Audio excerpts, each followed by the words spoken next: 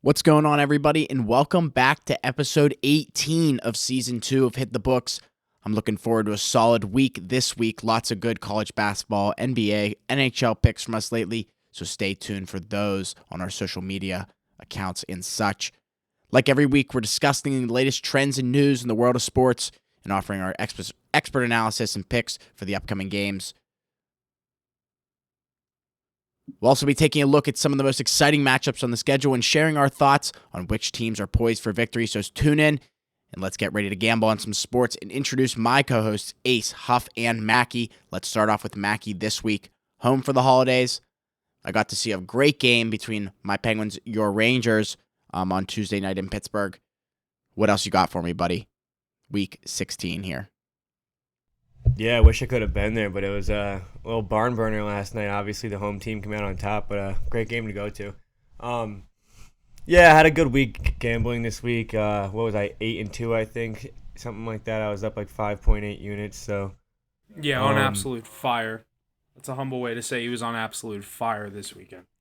Preach. Finally above 10 units. I'll give you the credit where credit's due. You've been flirting with the 7 units all season. I think you're sitting at like 11, so 11 and a half, 11, maybe 12. Yeah, that's like pretty much been my milestone all year, just trying to get to 10 units, and I finally did it. So only up from here. Let's just stay hot and keep the ball rolling. You said it, stay hot.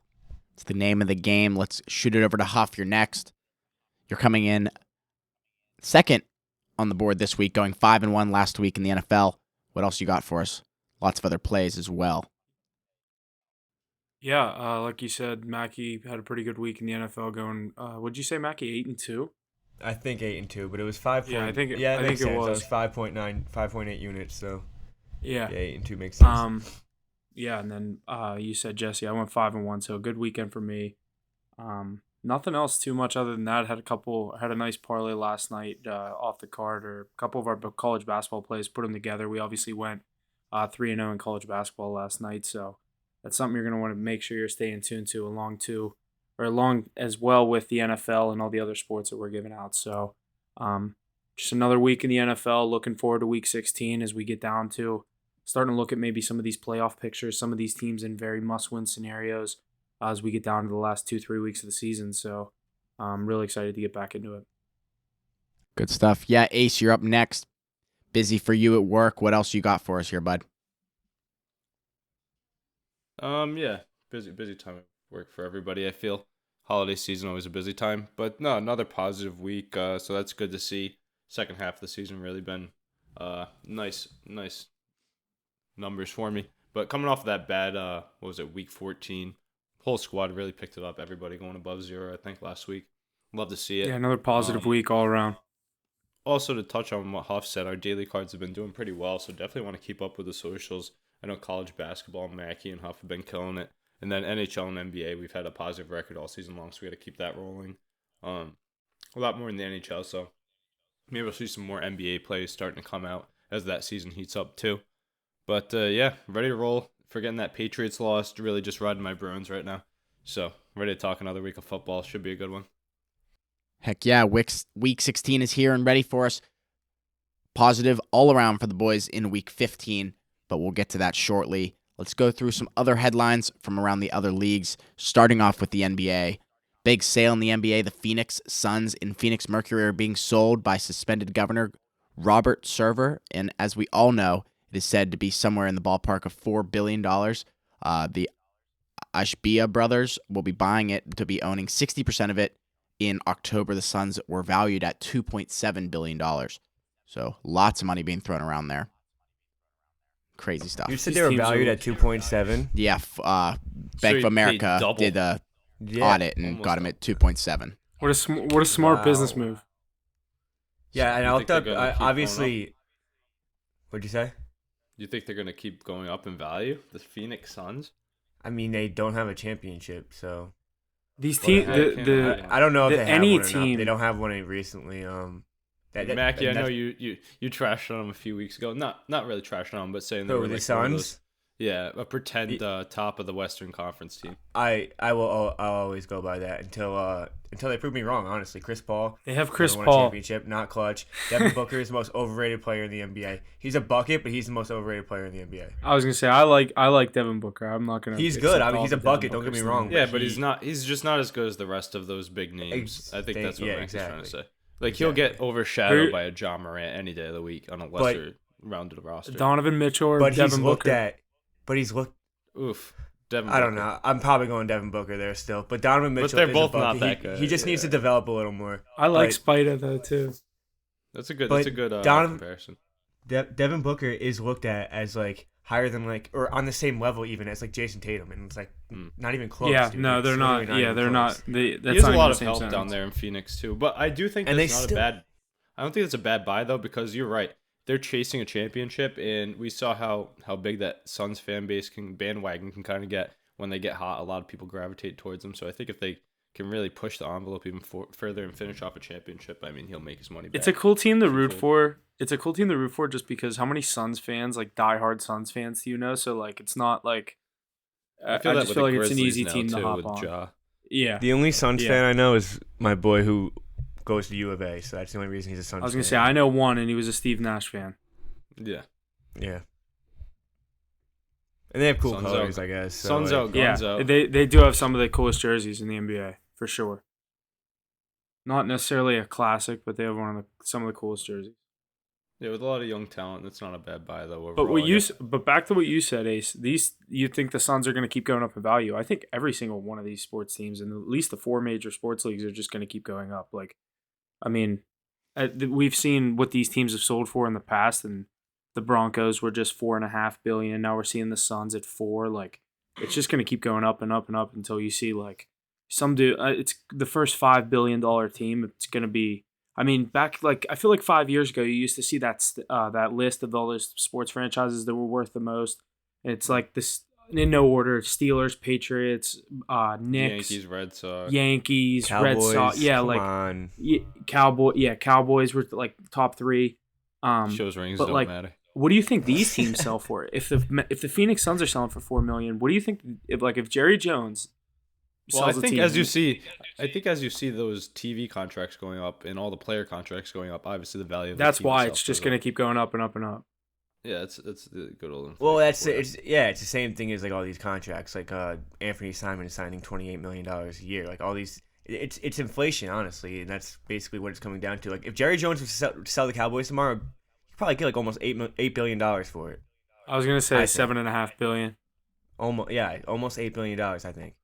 It's just Definitely. it's just how it goes. It's how inflation works. It's how the world progresses. It's just Definitely an It's just the start interesting of it. thing to see, though.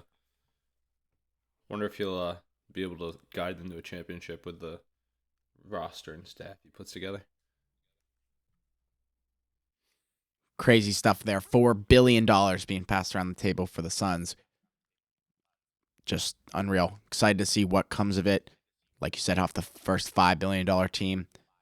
Who knows? These teams seem to be moving a lot more, selling a lot more than I'm expecting.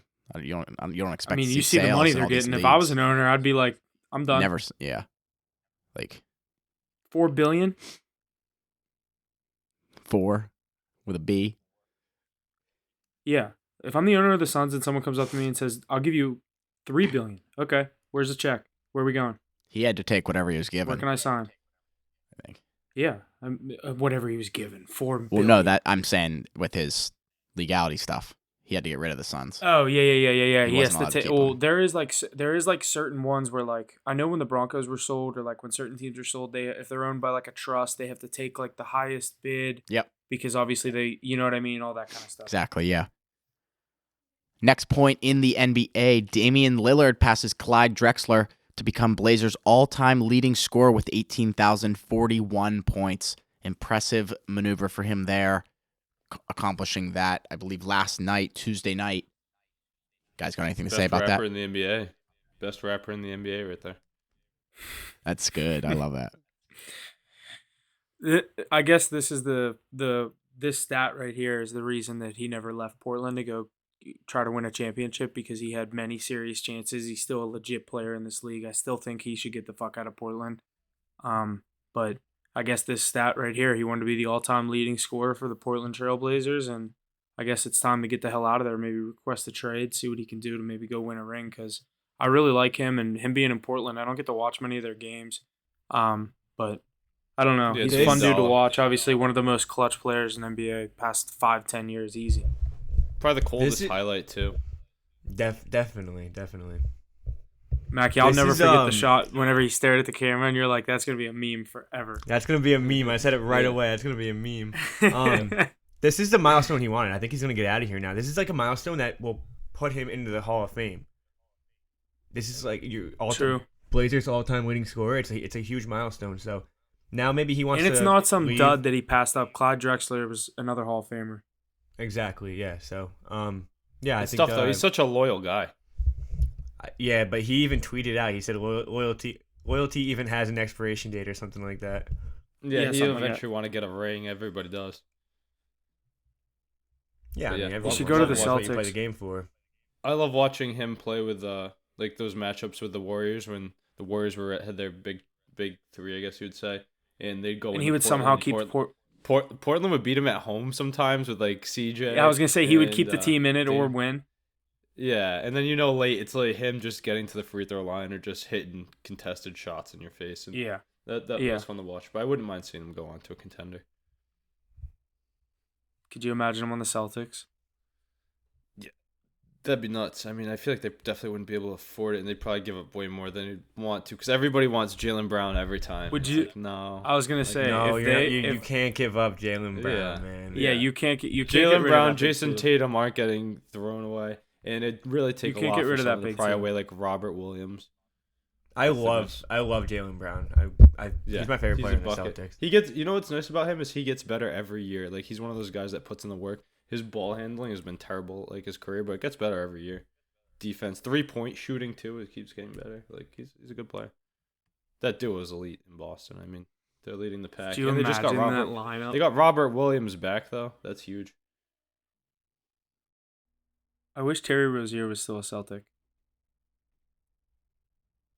He's like, I mean, he fell off a little bit, but his first year or two in Charlotte, after he signed that big deal, everyone was like, dude, he's not worth that money. And I mean, No, like, we for knew one NBA good season, standards. yeah. He had a good playoff run. Yeah, He for came the in Celtics, for he had a Kyrie good when he playoff was run, got injured. paid. Yeah, and then he had a good The year in first- Charlotte. I don't know. I always thought I liked him when he was a Celtic. That playoff run, he was hype. He's definitely a good name to have on your roster, but not worth that much money. I mean, nobody in the NBA. No, is, but no. they He's give not a some starting names. point guard. They don't need him to be though. Who? The Hornets. They have a lot of guards. Yeah, I guess you're right. Melo's been Melo. out a lot though. He's been out a lot. I think he's played like 5 games this season.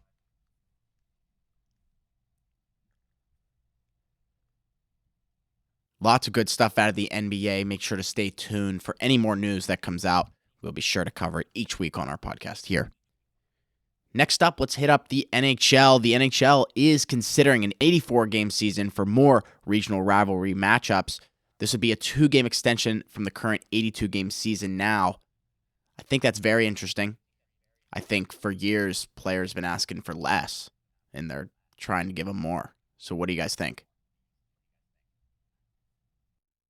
84-game season. I mean, it's tough to enjoy as like a hockey player, like knowing what they go through. That's a grueling season, 82 as it is. I know a lot of people think adding 2 more won't do too much, but from a player's perspective, obviously I don't think they need that. From a playoff bubble perspective, I don't think it changes much, even though it comes down to the wire for that wild card spot here and there. It could change up seeding a bit, but as a fan, like I guess we can be selfish and be excited about the matchups we get to see now on TV. I mean, they're gonna give you probably your Flyers and Pens a couple more times, which is always. I was good gonna for you say, I guys. was literally gonna say, all that means is because I saw the little thing at the bottom. It was like in 2 extra games that make sense, like geographically planning. So I was like, all right, that means the Penguins are gonna play the Flyers and the Blue Jackets again. The Rangers are gonna play the Islanders and like the Devils, and the Bruins are gonna play probably one of the New Ooh, York teams in the Sabres or the Leafs are Canadians. Canadian That's team. exactly, yeah. Yeah, I was gonna say, they don't really need this, I don't think. It's 2 extra games. No, the It's not players needed definitely at aren't all. excited about that. The goaltenders, no. But it'll be interesting to see how it shakes up standings at the end of the year, especially how we talk about the Bruins and the hot streak they've been on, saying like, yeah, it's early, stay humble. I agree with that 100%. I don't jump the gun. I definitely acknowledge how good they are, but 2 extra games down the stretch in future years could joggle the standings a bit, you know? Maybe getting that home ice advantage or being on the road, whatnot. That's important in the NHL, as we know. I mean, 4 points is a ton of points. 2 games, like that's crazy. 4 points. Remember when that was tough to get? Oh, Is that a Bruins? yes, Okay. it is. Oh, free. Oh, We get points like every game. I mean, that's all my point was. 25, 4-2. That's nuts. Yeah, that is nuts. It's a sick regular season. Like that President's Trophy is gonna be nice. Yeah, they've done it before and gone to the Cup a few times. I think Yeah. their last Cup loss was when they were the year last time they won the President's Trophy. Actually, they kind of got screwed over with COVID. So all that momentum you have from winning the trophy going into the offseason, like Kucherov came back for the Bolts, remember, and they ended up going on to win the Cup. That was the team that was like $90 million over cap, and they were just allowed to bring Kucherov back for the playoffs like it was nothing. How It crazy was that too? ridiculous. Bruins, imagine this: you get a President's Trophy, and then they're like, "Nope, now we're actually not doing that. You have to reseed and play a play-in tournament of like warm-up games to reseed yourselves." They came in as the Is that top what they seed in the whole did? Eastern Conference, and the Bruins finished as like they got the start as like the 4. Yeah, I you don't remember even that? remember those bubble games, dude. I don't remember that shit at all, to be honest. There was playing games for the bottom 2 wild I card remember- spots. I remember and that. There was like I remember seeding that games. actually. Rangers there were in the was- play-in. There They were got seeding games too. Yeah, Rangers were in reseeded the everybody. play-in. Got swept by Carolina. The I top just remember 4 that teams was the did league. a round robin. I just remember that was the league's chance to get Toronto to the Stanley Cup because they did a Canada-only bracket and the fucking But they got the Canadians. And Yeah. they Yeah, got they got the smoked. Canadians. It was Montreal versus Winnipeg in the Western Conference Finals. So Yep. sad. That was And then- nuts though. Or no, wasn't it Vegas? No, it was Winnipeg. I thought Hellebuck, they'd beat he's Vegas. the man. Best goalie in the league right now too. He's out right now, so I'm hoping he doesn't get the start tomorrow against the Because it Bruins. was that COVID year. Everything was so whack that year. Mm-hmm. Everyone playing, Strange the tournament. atmosphere was off. The players didn't play the same because there was zero atmosphere, zero. And they played in a bubble, if you remember. There Yeah, were bubbles set up for hubs for tournaments. It wasn't, the conditions weren't great, things like that. The ice was getting I don't torn think- up. I don't think they were in like the same conditions as like the NBA bubble though. No. There were multiple ones. There was like Right. one on each coast and in each country. Yeah, interesting to say the least. But NHL's had some good stuff come out of it lately. I don't know how we got off on that tangent, but definitely love betting it this week. We've been rolling tonight, as you guys will hear this probably later tonight or tomorrow. We had the 2 heavyweight parlay with Florida and Colorado, both at home against valid teams, and then we had Minnesota minus -1.5 on the road with the Flower. Huff trusting the Flowers boy right there that got him a couple rings. That's Jesse's boy. Always. That's like I Jesse's love him. favorite Penguin of all To time. death. Me too. But he's been so Here, disappointing Ace. this year. Here, Ace. Take a look at that. I don't You see disagree, those on but the wall over there? I think he's still relevant. You know what I mean? Oh, yep. But No, I thought I came into here thinking that Wild team was going to be so good. I feel Well, that. I mean, it's a long season, so obviously things can turn around, and the West is pretty weak, as we know. So, but I thought Fleury was just in a prime to be in a good spot. I mean, he's never let us down before, and he really started off very poorly. Low save percentage. Whole Agree- team kind agree of with that. disappointment. Agree with that. New He New team. being shuffled around at the beginning of the year, but finding his home again in here in Minnesota. Good stuff for him. But like we said, we're at almost the halfway point of the NHL season, maybe a third of the way through. Yeah, I mean, there's a lot of time for that team to turn around. Obviously, the Bruins have been keeping their pace. Same with the Devils, kind of surprising to everybody's knowledge. Mackey's Rangers been picking up, had a hot December. Penn's also playing just the classic brand of hockey, I would say. Hurricanes and Bolts, casual teams in the East, and the Leafs as well. It's really top heavy. The East, I think, is a lot stronger. I don't know about you guys, but definitely that top 8 or 9 teams is pretty significant to tell who they are. Should be good playoff matchups, whoever we get. Yeah, I think we are just about rounding the halfway point of the NHL season. So lots more to come from that. Yeah, I definitely agree with everything you're just saying. I think obviously when it comes to the playoffs, you got to worry about Tampa Bay because of Vasilevsky and just the experience that team has. And Carolina, I just can't take them seriously until, they've had Definitely so many chances. not a good draw though with so much talent they have and they keep bringing in. It's it's like how do they keep adding guys? But there's definitely about four or five teams I'd rather see them, and I'd 4 or 5 teams I wouldn't rather see than them.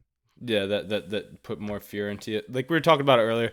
I'll give my list quick, just off the top of my head. I had it Bruins, Hurricanes, Lightning.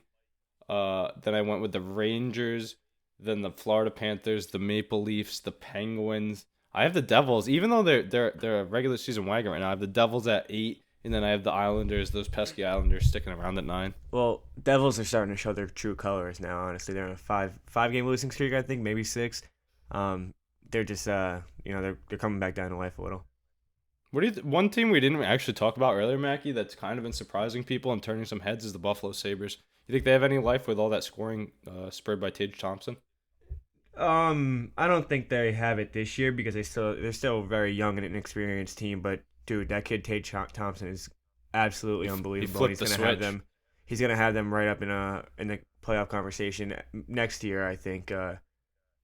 I don't think they have it in them this year. Yeah. I think the league's just so good right now. It can't really be. Especially the East.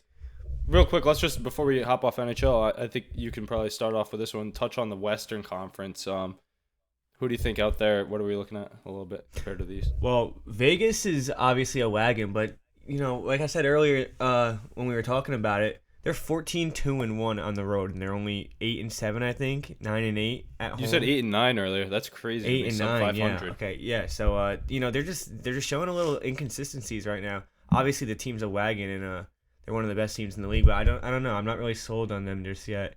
Obviously, Colorado's having a rough start to the season. They're I don't even think they're I think they're in a wild card spot right now or something. Obviously, a lot of injuries, but with that team being what they were, I figured they'd be able to carry the weight a little better. One sleeper team right now, probably Dallas Stars. Obviously, just because of Jake Ottinger, one of the best goalies in the league. And obviously we saw it and Robinson, but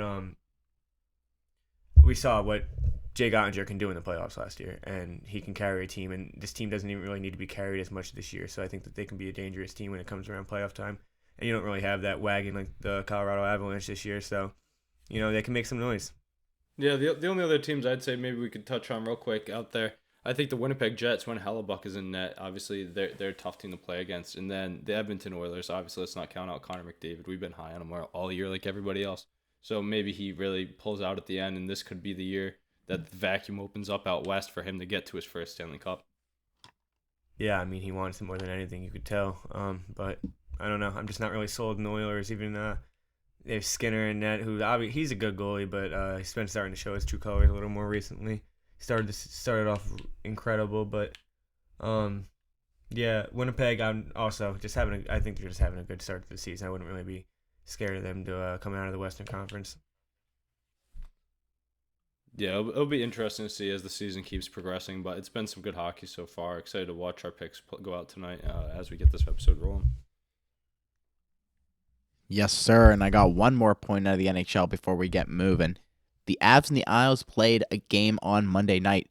Cale Makar looked to have gotten tripped while going around the net, and the ref called it. Makar went up to the ref and said that he slipped, and they overturned the call. I found that very interesting. I saw a video of it. It was just a big debacle. Everyone on the ice was like, what happened? No one in the arena knew what happened. It was really funny. You saw Ovechkin do this a year or two ago. Yes, too. right. It's actually really funny to watch these players. Like you say, obviously keep your mouth shut, but why? I don't know. I don't really know why these players are doing it. Take a break if you got it. Refs are part of the game, right? Yeah, they missed. It's their fault. They missed it, not you. It's such an NHL move. The NHL is the only league that would do something like that. I kind of agree. Imagine 100%. Imagine Patrick Mahomes gets a rough in the passer call. He's like, nah. Like never. I'm good. God. Thanks, man. Honestly, wild. Good That's stuff funny. out of the NHL overall. Lots of picks coming daily, as the boys said, so keep an eye on those. So let's go over to the MLB. We got some signings and such. The first one is Matt Carpenter to the Padres, guaranteed $12 million, 6 fit in 2023, and a $6 million player option in 2024, plus incentives. Good picture there for the Padres. Interesting or good stuff there. I assume no one has anything to say about that. Cool. The MLB announced that Clayton Kershaw will join Team USA to pitch for the 2023 World Baseball Classic. This will be his first appearance in the WBC. Mookie Betts already on Team USA, one of his teammates. So I think that's a huge accomplishment for him. You don't hear much about the World Baseball Classic, I don't think. I don't know a ton about it, but I feel like you don't hear a ton about it, but good stuff for him. When is that? Do we know?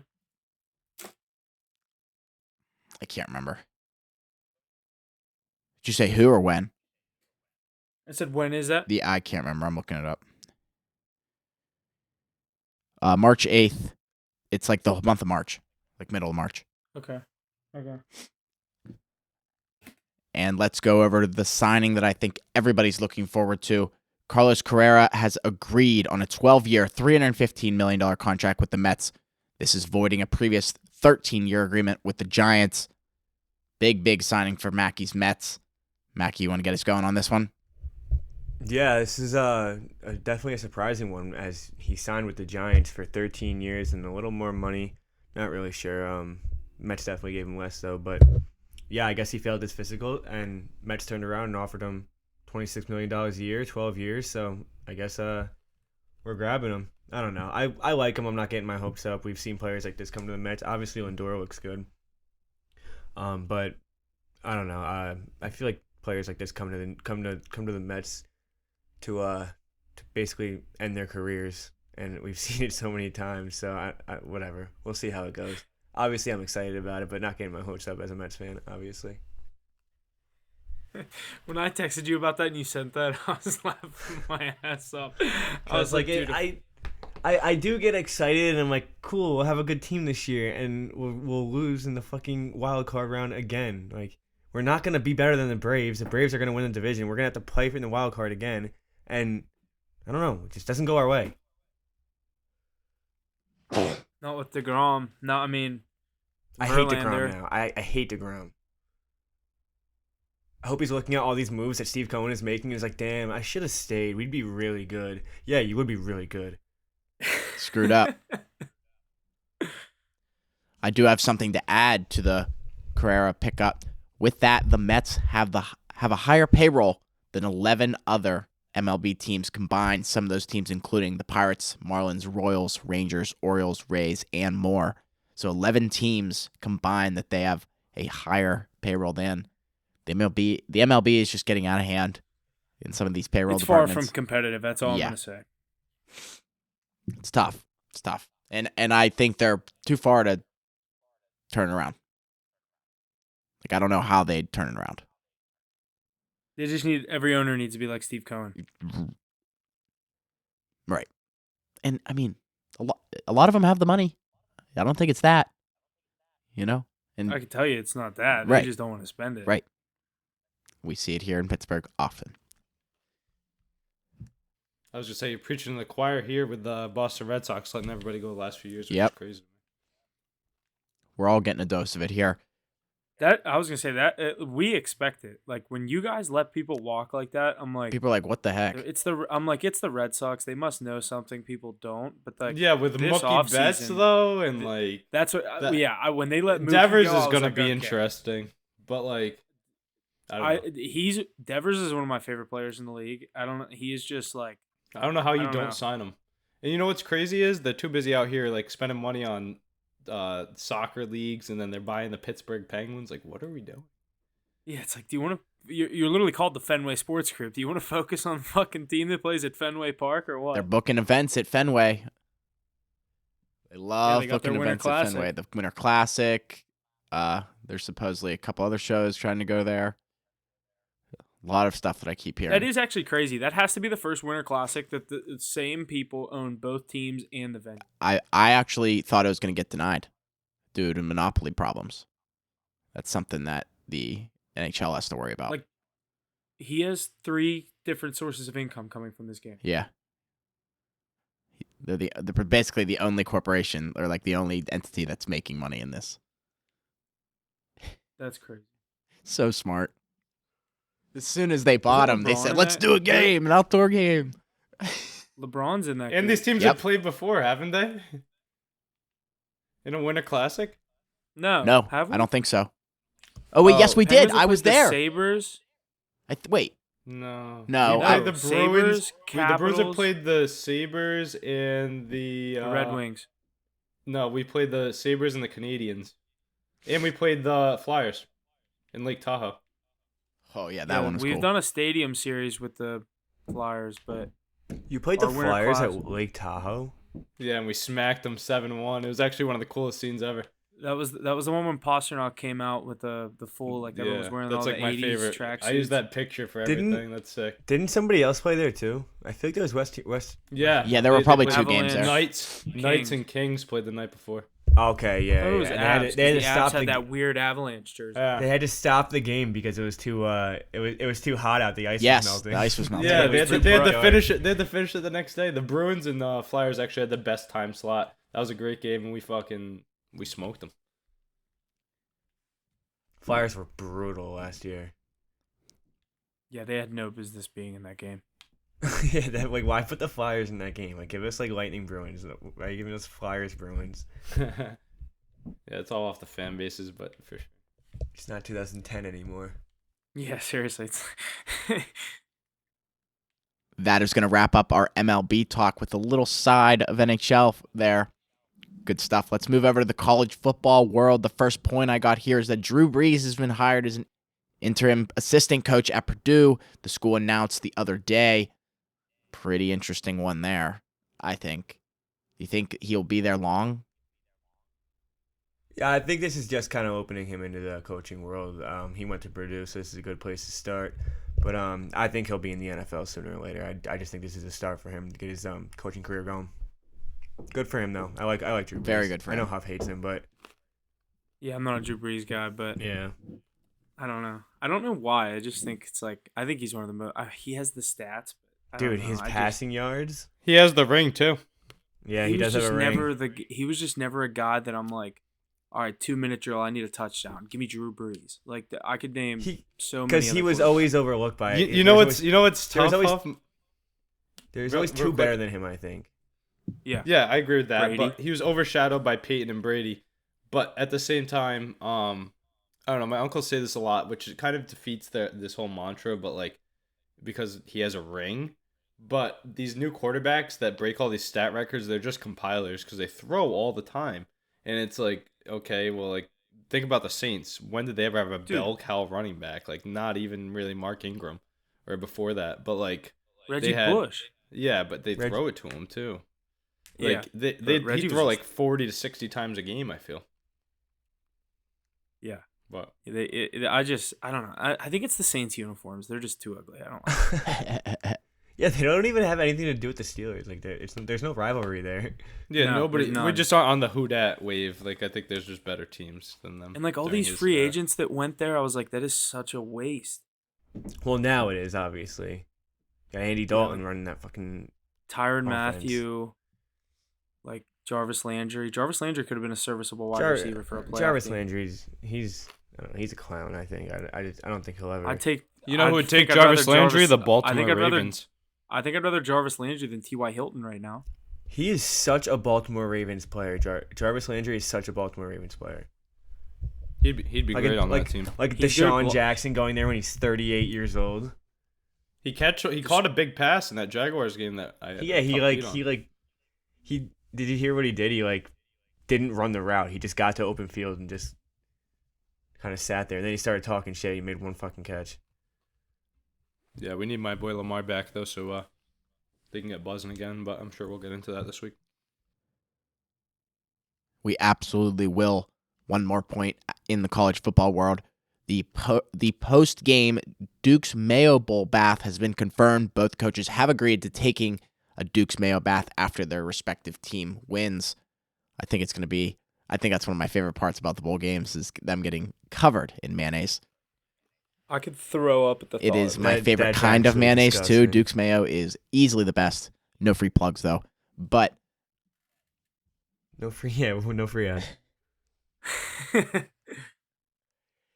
I literally could throw up thinking about I probably could too. Imagine I don't being know how I'd feel about that happening to me. this. Clumpy, Like, slimy, yum. Hose me off immediately. I like mayonnaise. Don't get me wrong, but like Not that much. a certain amount on a ham and cheese is what I mean. I don't mean Yeah, like I wouldn't even eat a spoonful like by itself. Like that'd be gross. I'd die. I think I'd literally get high cholesterol. Yeah, from it. like I think if you take a bath in it, some of it's getting in your mouth, right? At least my it's arteries soaking in just your skin if you clog take a up. bath in it, right, or something like Yeah, I don't. sitting on you. It's Like like my arteries would just be mayonnaise. It's enough mm, mayonnaise talk. you just become all mayonnaise. Yeah, I'm done. I'm done on the mayonnaise talk. All right, let's wrap up the mayonnaise talk here and shoot ourselves over to the NFL. Couple points here, good and bad. First one, a good one. The Steelers quarterback Kenny Pickett has been cleared of concussion protocol ahead of their game on Saturday. It seems that he will take the field on Saturday against the Raiders. We'll get more into that as we get into our games. Next one is Mike White is ruled out again this Thursday after unable to be cleared from concussion protocol. Zach Wilson will start. Third point I got here, a not so great one. Steelers Hall of Famer running back and Penn State letterman Franco Harris passed away today, Wednesday. He was 72.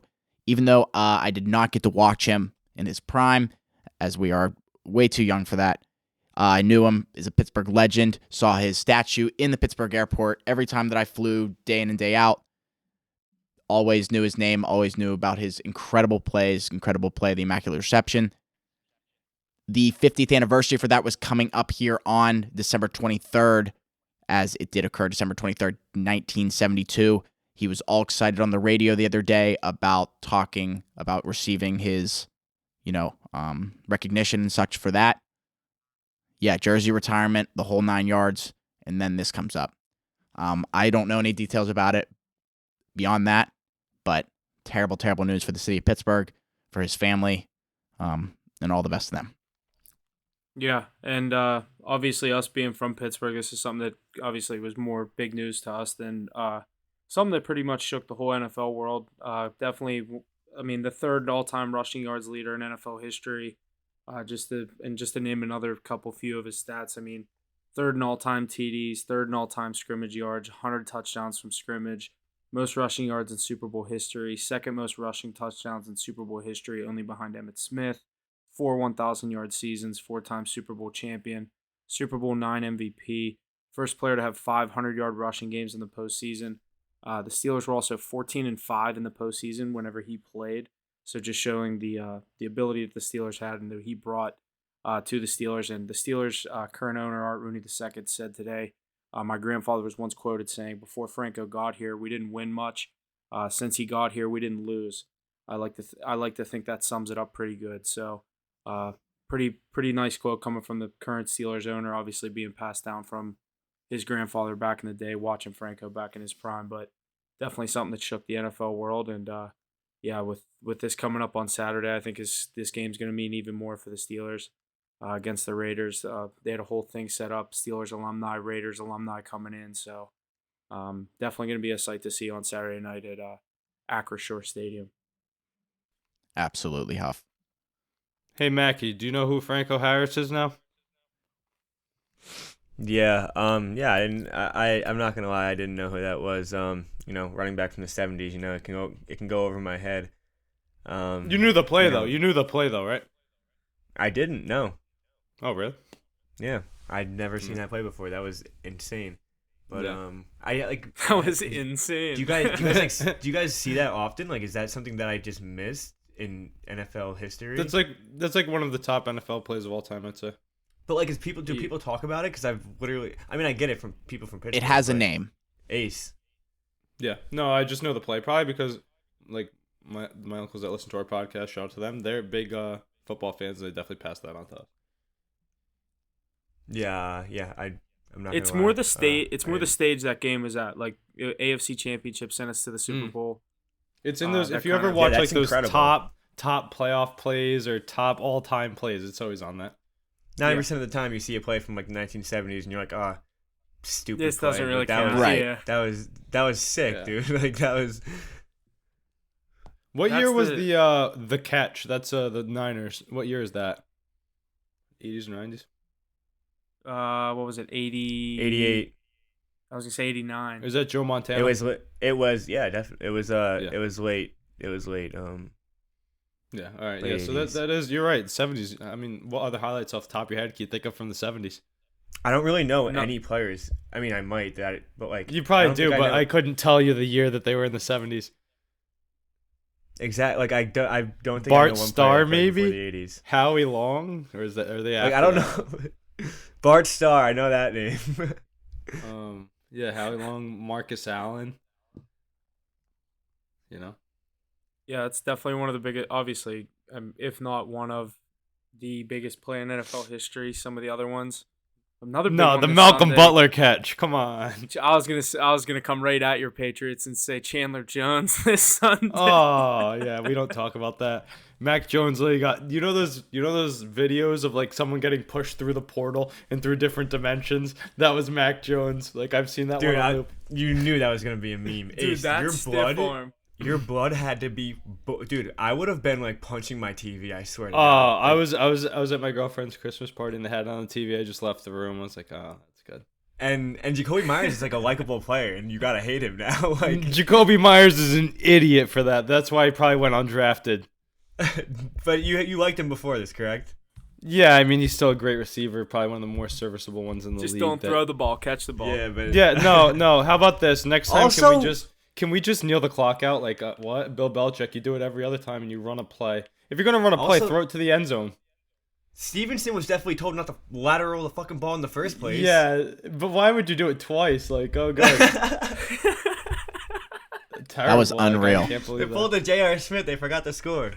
Oh my god, like Mac Jones with Chandler Jones, the ex-Patriot, just Mac Jones- barreling right through Mac him. Jones minding his own business. Doesn't even know the play is still going on. He Mac turns around. Jones. Chandler Jones' fist is in his face. You gotta feel bad for Mac Jones in that spot. Like that's tough.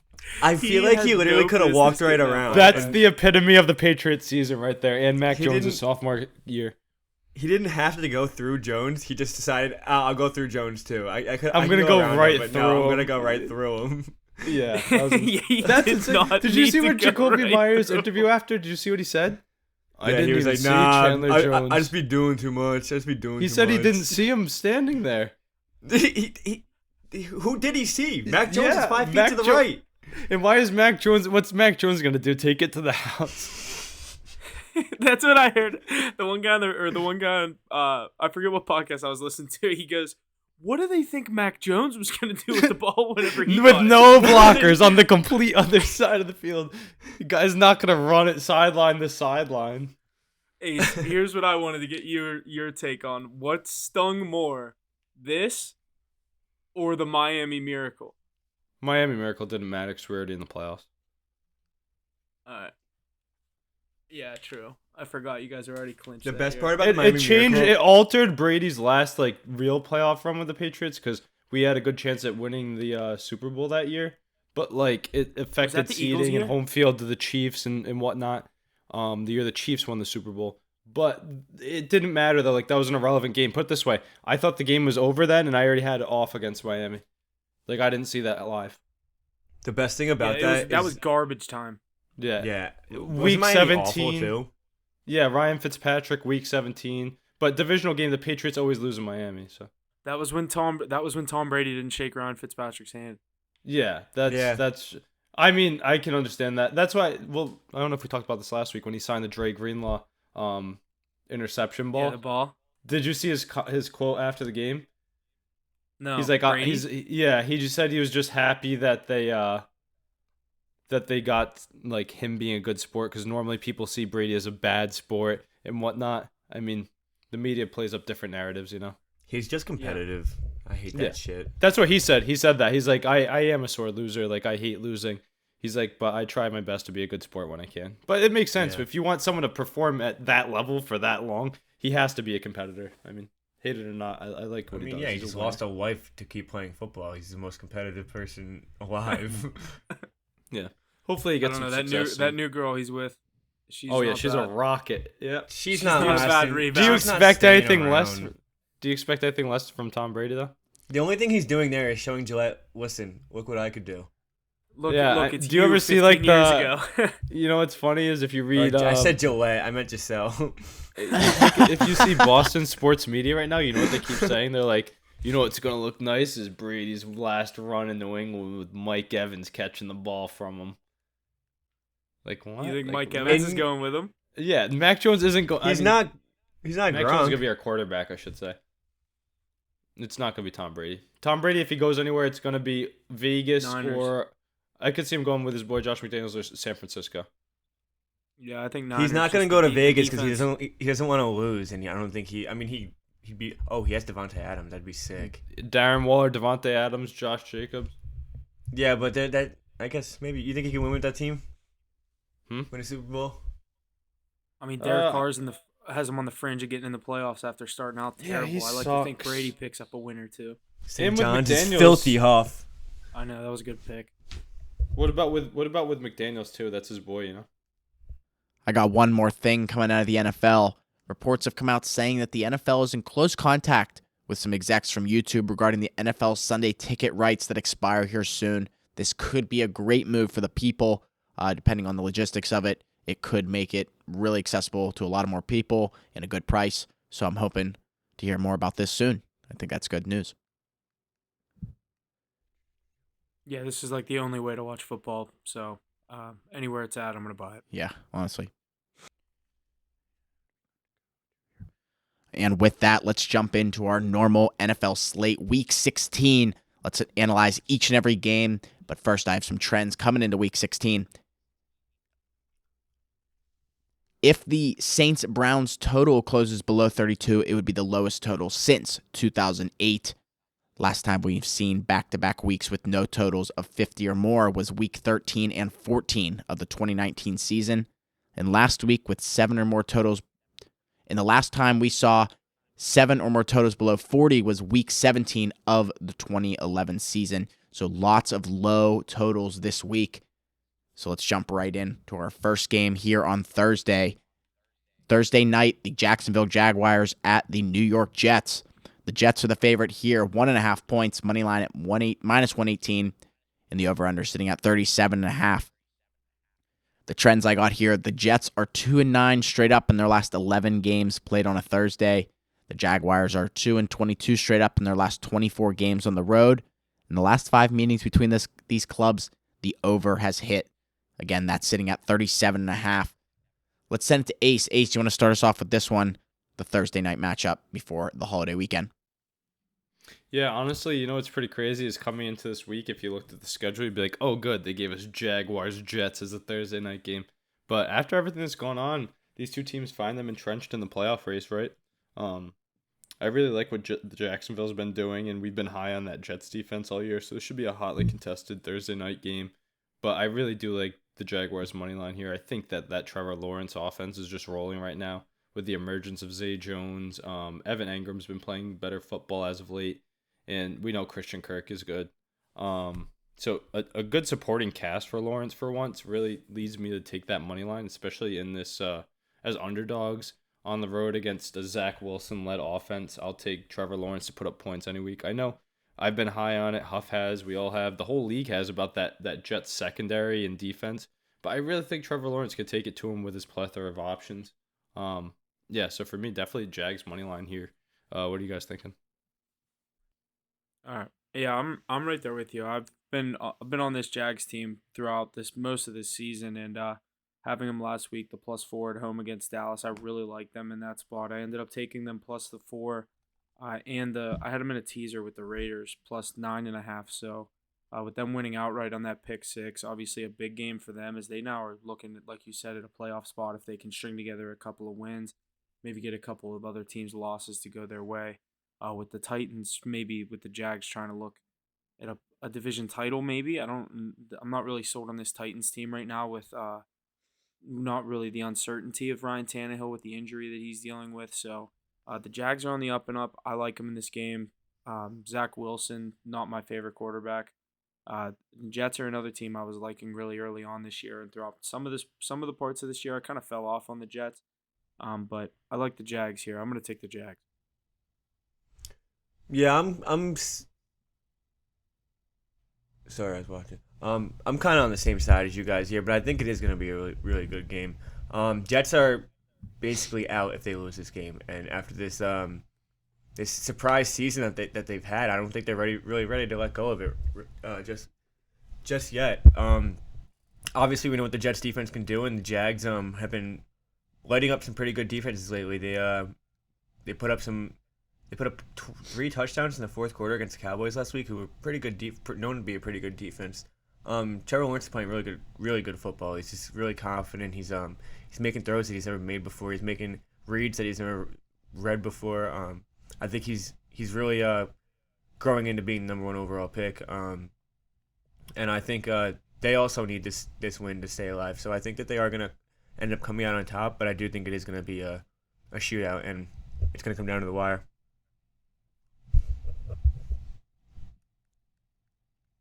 Lots of good stuff coming out of that Thursday night game. I agree. I think it's going to be a close one. Not sure about that over-under, 37.5. Going to be a good one. Let's move into our Saturday games. We got a good bit of them starting at 1 o'clock. First game being the New York Giants at the Minnesota Vikings. The Vikings are the favorite here at 3.5 points. Their money line sitting at -210, and the over-under sitting at 47.5. No trends for me here. But Mackie, you want to get us started here? What do you think? Yeah, what game is it again? Giants and Vikings. Yeah, this should be a pretty good game. Giants, before last week, weren't really playing very good as of late. They were 1-4 in their last 5 before last week. But going into last week against the Commanders, it was essentially a playoff game. Both teams sitting at 7-5-1. The winner's 8-5-1, and they have 2-game lead on the first team out in the wild card with 3 games left. So Giants are sitting pretty right now. They're playing really good football. Daniel Jones looked really confident. Saquon Barkley is running that offense. Vikings, after a 33-0 comeback, I still don't think that they have the confidence. I don't see it in them, and we've seen the Vikings struggle with NFC East opponents this season. Dallas beat up on them 40-3, and Eagles took care of them week 2. Monday Night Football, I think it was, or Sunday night. But I think the Giants definitely cover 4 points here. Is it still sitting at 4? Yeah, 3.5. Okay, I still think they cover 3.5. I even think that they can win this game outright. Giants playing really confident, good football, and I think it'll carry over into this week. Yeah, I think one thing about the Giants that's worth noting is how well-rounded their defense has played all year. Realizing that if this defense can keep them in the games, the offense is able to do just enough, it seems, to win or even cover in some of these spots. And getting 3.5 points in Minnesota, obviously, we know what this Vikings team is capable of throughout the start of this season. A record of 11-3. You wouldn't expect them to only be a 3.5 point favorite here against the Giants team. I know this Giants team is also 8-5-1, but I like the Giants here, Mackie. I'm with you. I think that they're able to cover this game. I'll take the points, but I think if Saquon is able to do enough on the ground, keep the clock moving, and the Giants are able to play kind of a slower game and keep the clock rolling, I like what the Giants are bringing to Minnesota this week. So I'm going to take the Giants. Yeah, I mean, the Vikings are coming off probably the craziest win in NFL history off that biggest blown lead by the Indianapolis Colts, 33-0 at halftime, and then they outscored them 39-3 in the second half. So that really makes me think that they're going to be riding in hot. It's not a primetime game. It's a Saturday 1 o'clock game, so I think Kirk is going to be eating like he did in the second half last week. And let's remember the last time that Vikings defense got shredded, which was by the Cowboys. They came out the next week and played a good game. So I really like the Vikings to win this week at home. I don't like 4. I really like 3 a lot more, so I'm hoping that line shifts. But if not, I might be buying points. But I do think the Vikings get this job done and continue to hold on to that top seed in the NFC, or second seed in the NFC, I should say, and really close out that division. Good stuff there for that 1 o'clock matchup, Giants and Vikings. Next up, we have the New Orleans Saints at the Cleveland Browns. The Browns are the favorite here at home at 2.5 points. Their money line sitting at minus 154, and the total sitting at 32.5. No trends from me in this one. Going to be another interesting matchup here. A very low total here, 32.5 points. Like I said, if the Saints-Browns total closes below 32, it will be the lowest total since 2008. Very curious to see what happens there. Huff, you want to start us off here? Yeah. Another team, the Cleveland Browns, that are looking to maybe make a push for a playoff spot if things can fall their way and get a couple of wins. I like them this week. I'm not even going to beat around the bush. I like the Browns minus 2.5. I think this is a spot where they're able to make a pretty statement win here. I'm kind of confused why the line's only 2.5, but I don't want to really overthink this one. The Browns have been playing good football. Last week, 13-3 over the Ravens, very low-scoring game. Only 16 points scored in that one. Browns covered the 3 points for Mackey there. I'm going to try it this week with the Browns minus 2.5. Yeah, this Browns team looks pretty good. I know it was a slower game last week, and obviously no Lamar Jackson on that Ravens team, but Deshaun Watson's getting better and better each week. They're really learning to play around this guy. He's learning this offense. He's learning his team really well, and obviously this team still has some playoff hopes, and I think they have the confidence now with the $300 million quarterback. But I like the Browns here too. I'm on the same side as you. I think they're gonna keep their playoff hopes alive and extend their season 1 week longer. Yeah, I'm surprised that we're all on the Browns here because that Saints defense, we've talked about a decent amount here, but I'm definitely on the Browns as well. I think that Watson keeps them in that playoff push, even though they're on the outside looking in. A lot of weapons for them, too. You know what's crazy? Jesse mentioned this being possibly the lowest total of all time. Imagine you take a teaser on this game, Browns, like +7, and a teaser on the over, like 25 points. Imagine having to only get 25 points in an NFL game. And that Browns defense isn't as good as we think. I mean, I'd lean over. We've never seen one this low before. Why wouldn't I throw? I mean, when's the next time I'm going to be able to throw at this low point? But Browns spread is probably my favorite play out of this one. I really think Nick Chubb gets it going. I can't bet on the Saints team. They're so bad, and every single time I take them, they disappoint me. So I just can't get behind a 3-point spread for a team with Deshaun Watson at quarterback, even though it's not the Deshaun Watson we all know. But this Browns team is just playing better. Aren't they home too? Mm-hmm. Yep. Yeah. This is They have the elf on the field. Don't worry. Maybe it's a trap Brownies line. watching. But might be a trap line, but I'm going Browns. I might not card it, but I definitely like them. I think Browns are the overall consensus there. Good move there. Let's move forward to the next matchup, another 1 o'clock game here on Saturday. The Detroit Lions at the Carolina Panthers. The Lions are the favorite here at 2.5 points. Their money line sitting at minus 152, and the over-under sitting at 43.5. The Lions have covered the spread in 7 consecutive games. They haven't covered 7 straight games since 2011. The last time Detroit covered 7 straight games in the same season was 1991. The last time the Lions made it past the wild card round of the playoffs. Dan Campbell's Coach of the Year odds are also on the move. He was 250-1 entering Week 13, Jags and Lions, 150-1 entering Week 14, and 9-1 entering Week 15, and now sitting at plus 175 entering this week. Just moving up the leaderboard there for Coach of the Year. Very, very possible candidate, if you ask me. What do you guys think about this game? Mackie, go ahead. That's very well deserved for Dan Campbell. I think he's deserved this type of recognition for a long time now. He's always had his teams in check and fighting for their lives, even when they're very less skilled than the other team. Going to be really hard for him to win Coach of the Year, though, with Nick Sirianni. I think that's his name. I think I pronounced that correctly. 14-1 now, I think he is. So, I mean, how do you not give it to that guy? Unless he goes 0-3 in his last 3 games, I think it's his. But, yeah, with this Lions team, I don't understand this line either. I think 2.5 is way too little. The Panthers, I was dumb enough to bet on them last week against your Yinzers, but obviously they were never really a threat to win that game. You guys had control that entire time. But I really like the Lions here. I think I think that the Lions will be playing for a playoff spot week 18, and I think they need a win this week to get to that point. But I think it's highly possible, and I think this team is good enough to be a playoff team. So, give me the Lions -2.5. Yeah, I like that for the same reasons as you, Mackie. Dan Campbell always has that team fighting, whether it be this year or last year with a poor record.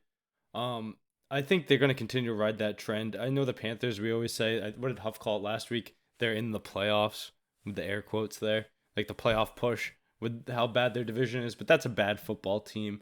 And the Detroit Lions yeah, I mean, it's true though. And the Detroit Lions can put points up like we've seen all year. Long Jared Goff doing his thing with a lot of Florida Panthers up a goal already. Let's fucking go, boys. At home, they're going nuts down there. They got the cat scream. I love that stadium. Eric Stahl's on fire. Yeah, he had that one time against the Bruins. I mean, great depth piece if you ask me. But back to the game though. Detroit Lions. I like this line a lot to win by less than a field goal. That's going to do it for me. Probably see my boy Jamal Williams get in the end zone, so maybe I'll be taking that there. I think he didn't last week, so. He's definitely due to lead the league in rushing touchdowns. But, yeah, I think that the Panthers finally really get knocked out of that hunt for the AFC or NFC South crown that nobody really wants to grab. Huff, are you on the Lions as well? Another favorite by the boys?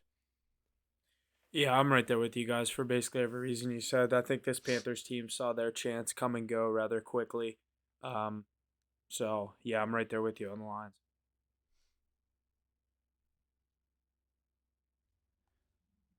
Good stuff there, gentlemen. Out of that matchup, let's move forward to our next one, the Cincinnati Bengals at the New England Patriots. The Bengals are the favorite here in New England at -3. Their money line sitting at -176, and the over-under sitting at 41.5. The trends I have here are that the Bengals are 11-1 against the spread in their last 12, 19-3 against the spread in their past 22. The Patriots 6-1 against the spread in their last 7 against Cincinnati. And the Patriots are also 16-1 straight up in their last 17 Saturday home games. So playing extremely well on Saturday. Let's send it over to Ace for his New England Patriots at home this week, Week 16. What do you think, Ace?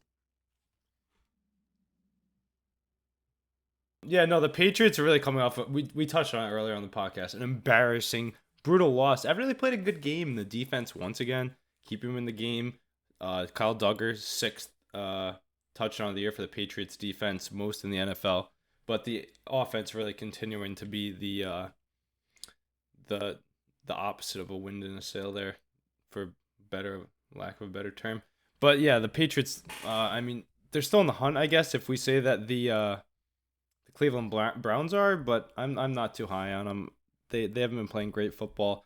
I know that defense can keep them in the game, but especially against the Cincinnati Bengals team that's been firing on all cylinders, I'm probably going to stay away.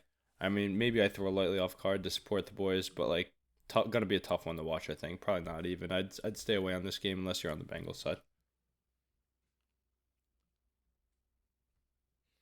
Yeah, I do like the Bengals here. I think this is a tough line. A tough line for the Patriots. I think it's more the home field aspect of playing in Foxborough in December. Definitely a tough place to play, coming off one of the hardest way to lose a game. Obviously, just a total blunder at the end of we already got into that play. I don't really need to go over that too much, but the Bengals last week down 17-0 to the Bucs. I said I like the Bucs in that game with the points. Mackie, I know you ended up taking the Bengals off the card there with a comeback in the second half. This team just showing how resilient they are. Another team, I just can't bet against Joe Burrow right now, so I will take the Bengals -3. I don't know if I like it enough to card it, but I do lean. The tough thing, Huff, as you just mentioned, like they struggled with the Bucs early in that first half, is the Patriots actually have a better defense than the Bucs this year, so they could be giving Burrow fits. That'd be one thing I'd watch. That is true. I don't know if it's a guaranteed card, but that is true. The Patriots defense is definitely better than the Bucs, but the Patriots don't have Tom Brady and that offense to put up 17 points and get a lead like that, in my opinion. Yeah, Bengals. They beat Vegas. 88% of the money on them last week. They still put up 35 unanswered. Covered 3.5 points. I thought the game was over. I stopped watching 17-0. I turned it back on at 17-17. So, obviously that's a good win, and I really Joe Burrow's just rolling right now. In my opinion, he's second best quarterback in the league. He wins football games and he does it the right way. 6-0 in his last 6, 10-4, head of that AFC North division. He's even on the tails of that number 1 seed. I know both the Bills and the Chiefs are 11-3, but I can see the Bills definitely dropping another one. The Chiefs might be a tough one, but Joe Burrow wants that one spot and he's doing everything he can to get it. I really think they blow this one out the gate. Give me the Bengals -3.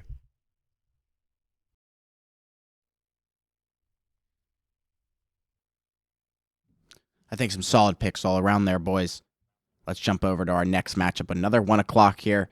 The Buffalo Bills at the Chicago Bears. The Bills, the favorite here, 8.5 points. Moneyline -405 and the over-under at 40.5. The trends I got here. The Bills are 2-6 against the spread in their last 8. The Bears have lost 7 straight and are 6-20 straight up in their last 26. And the Bills have played 7 straight road unders. So I'm curious to see what happens here on this Saturday. Huff, do you want to start us off here in Chicago? Yeah, this is a really tough game. Last week I said I liked the Bears with the 8.5 points against the Eagles. Ended up covering on that one. I didn't take it off or on the card. Just one of those ones that we take while we're kind of picking over what we like for these games. And the Bears another 8.5 point underdog at home. Soldier Field, not an easy place to play in December. I don't know if it's as tempting as it was last week to me against the Eagles. Because I think this Bills team is very explosive. Not to say anything about that Eagles team, but I think this Bills team has the ability to play in the cold with the Bears. I don't know if this is going to be a weather game or not, but anytime I get a lot of points like this, I'd like to maybe tease the Bears, but the Bills have such a capability of taking over these games and just making it out of hand very quickly. So this is a stay away game for me, but I guess I maybe would look at like a Bills first half. Something I usually do with a lot of these bigger spreads is I try to maybe shrink the game by the half and see what I can get with maybe a less of a crazy line. But this one, I don't know what I'll be taking here. Ace, what do you lean? Yeah, I'm staying away too, Huff. That's too many points for either side. 9 points is such a weird number. That's what I have it at. Justin Fields, I might be looking at his rushing prop. I know it's a great defense, but we thought that Eagles defense was too. So he can get it done no matter what. He's a walking highlight reel. I was gonna say he's definitely gonna be. We can't call him the human highlight reel. That's Mike Vick. Yeah, he's definitely plus this week to get in the end zone, which is something interesting to look at. But his rushing total prop might be it for me. The amount of carries he sees each week, and then his scrambling efficiency. Maybe an over in points too. What's the over under sitting at for this one? I saw 40.5. Yeah, I actually like that. I mean, the Bears, they like to hang around and score those garbage time points too. So that could be a play. Honestly, is the over. Like everything I'm saying has to go with the Bears, but at the same time, we're talking about the Buffalo Bills, one of the best teams in football, right?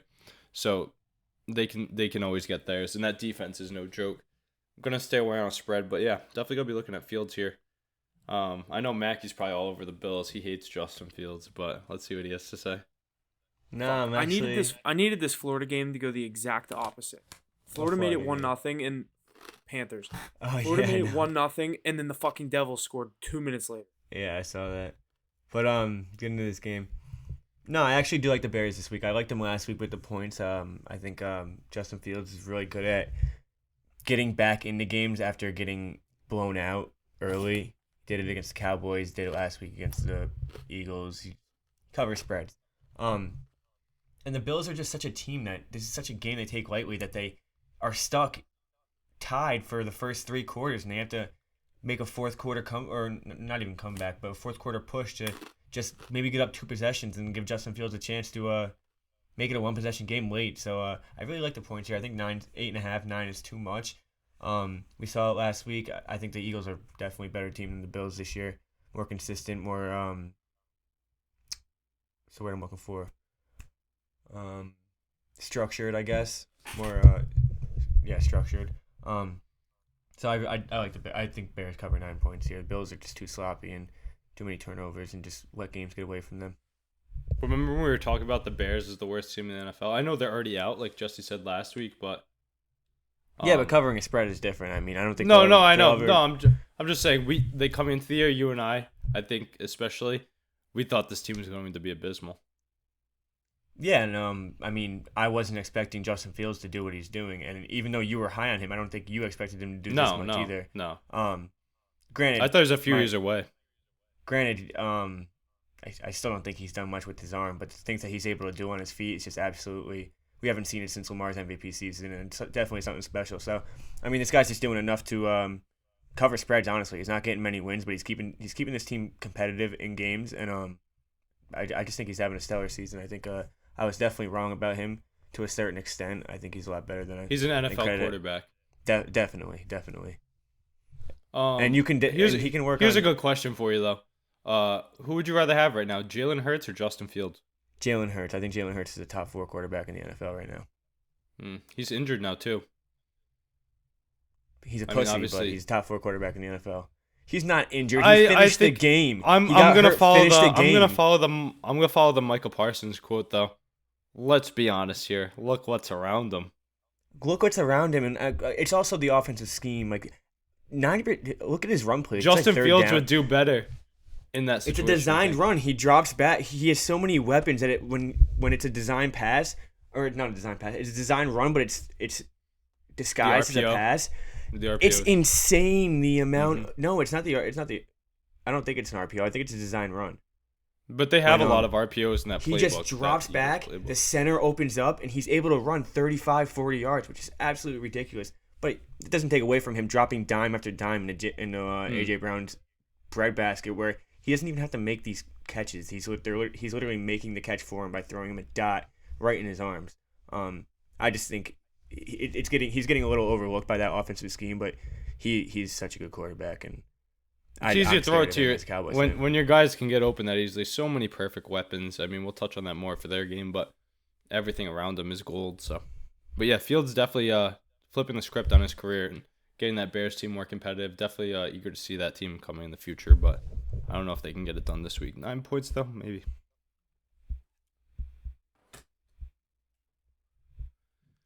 Yeah, 9 points is a lot. Not sure what's going to happen in that matchup. We'll see what happens there in Chicago. The next one up we have is the Houston Texans at the Tennessee Titans. The Titans are the favorite here at 3.5 points. The money line sitting at -172, and the over-under sitting at a low 35.5. No trends from me in this one, but I think this is going to be a pretty shitty game. What do you guys think? Ace, do you want to start us? Yeah, this is a. Or Huff, do you want to start us? Yeah, this is a must-win spot for the Titans, in my opinion. Obviously, they've been slipping up over the past couple of weeks with some of the injury problems they've been dealing with. But the Titans, they own the Texans over the past couple of years. They usually don't struggle with this team.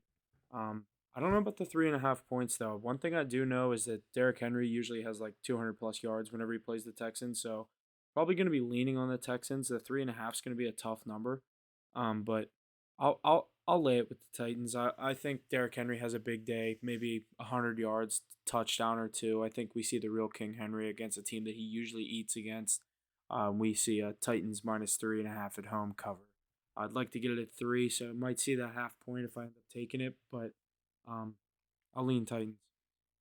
I agree with you, Huff. I really like to see some Derrick Henry props in this game. I know his touchdown is going to be steep, but I think I've been saying it all year. You might have to put it with the yards. Yeah, I've been saying it all year on the pod, though. Kind of like I did with Jefferson last week on the Vikings. You're saying? Yeah. But yeah, I've been saying it all year. That Texans defense, I love taking big dogs against them, and they usually find their way to get in because the offense is always in a good scoring spot, and we know Henry can do it on his own. So much riding on this game for the Tennessee Titans, too, as they look to close up that division. So really going to lean on King Henry to do it. I like them -3 by that half point. Also like the Henry props here.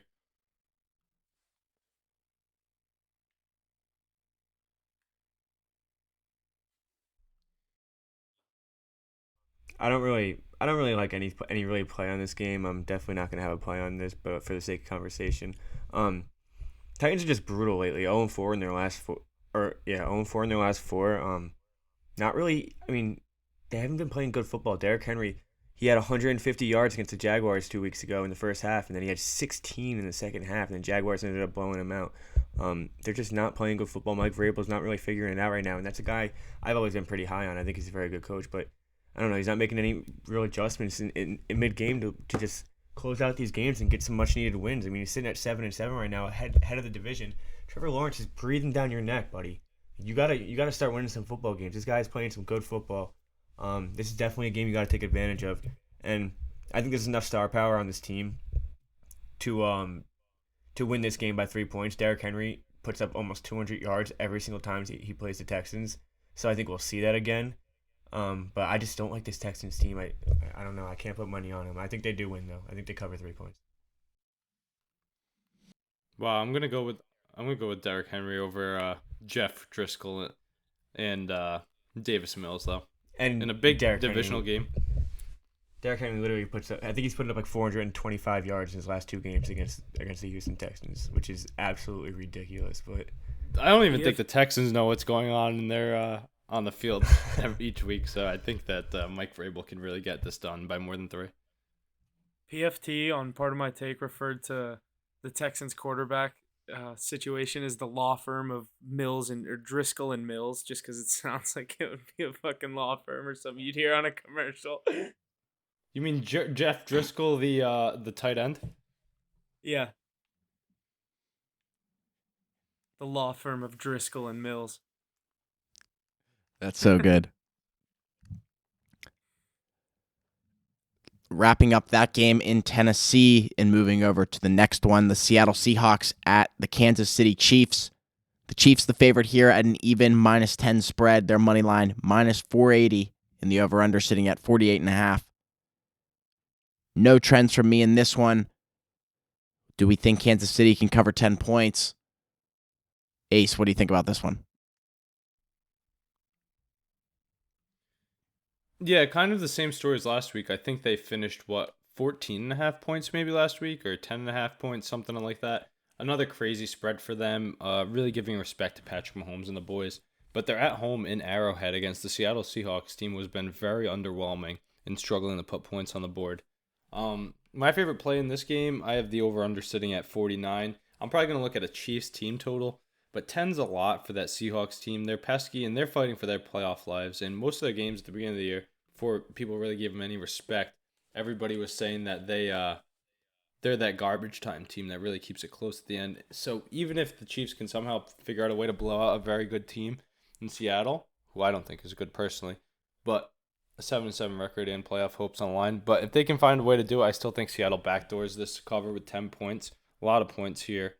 Yeah, not going to throwing this. I hate those heavy spreads, especially late in the year. And they said, I think, Mackie, you sent it this week, the freezing temperatures at game time coming in this week. I think all across the nation it's like feeling like way below freezing or something like that. So it's going to be a crazy game. Going to be leaning my Chiefs, but 10 points just too much for me. Maybe in a tease, get them at 3. I actually kind of like the Chiefs here. I said to take them. I said last week against the Texans, don't ever think it. The 14 points, they shouldn't have a problem with it, and they obviously ended up having a serious problem with it. That game went to overtime, or they ended it right before overtime. But either way, I don't know. I don't love it, but I'm gonna lean Chiefs here. I just think, like you said, at home in Arrowhead, I like the Chiefs to get a win here by 10 or more.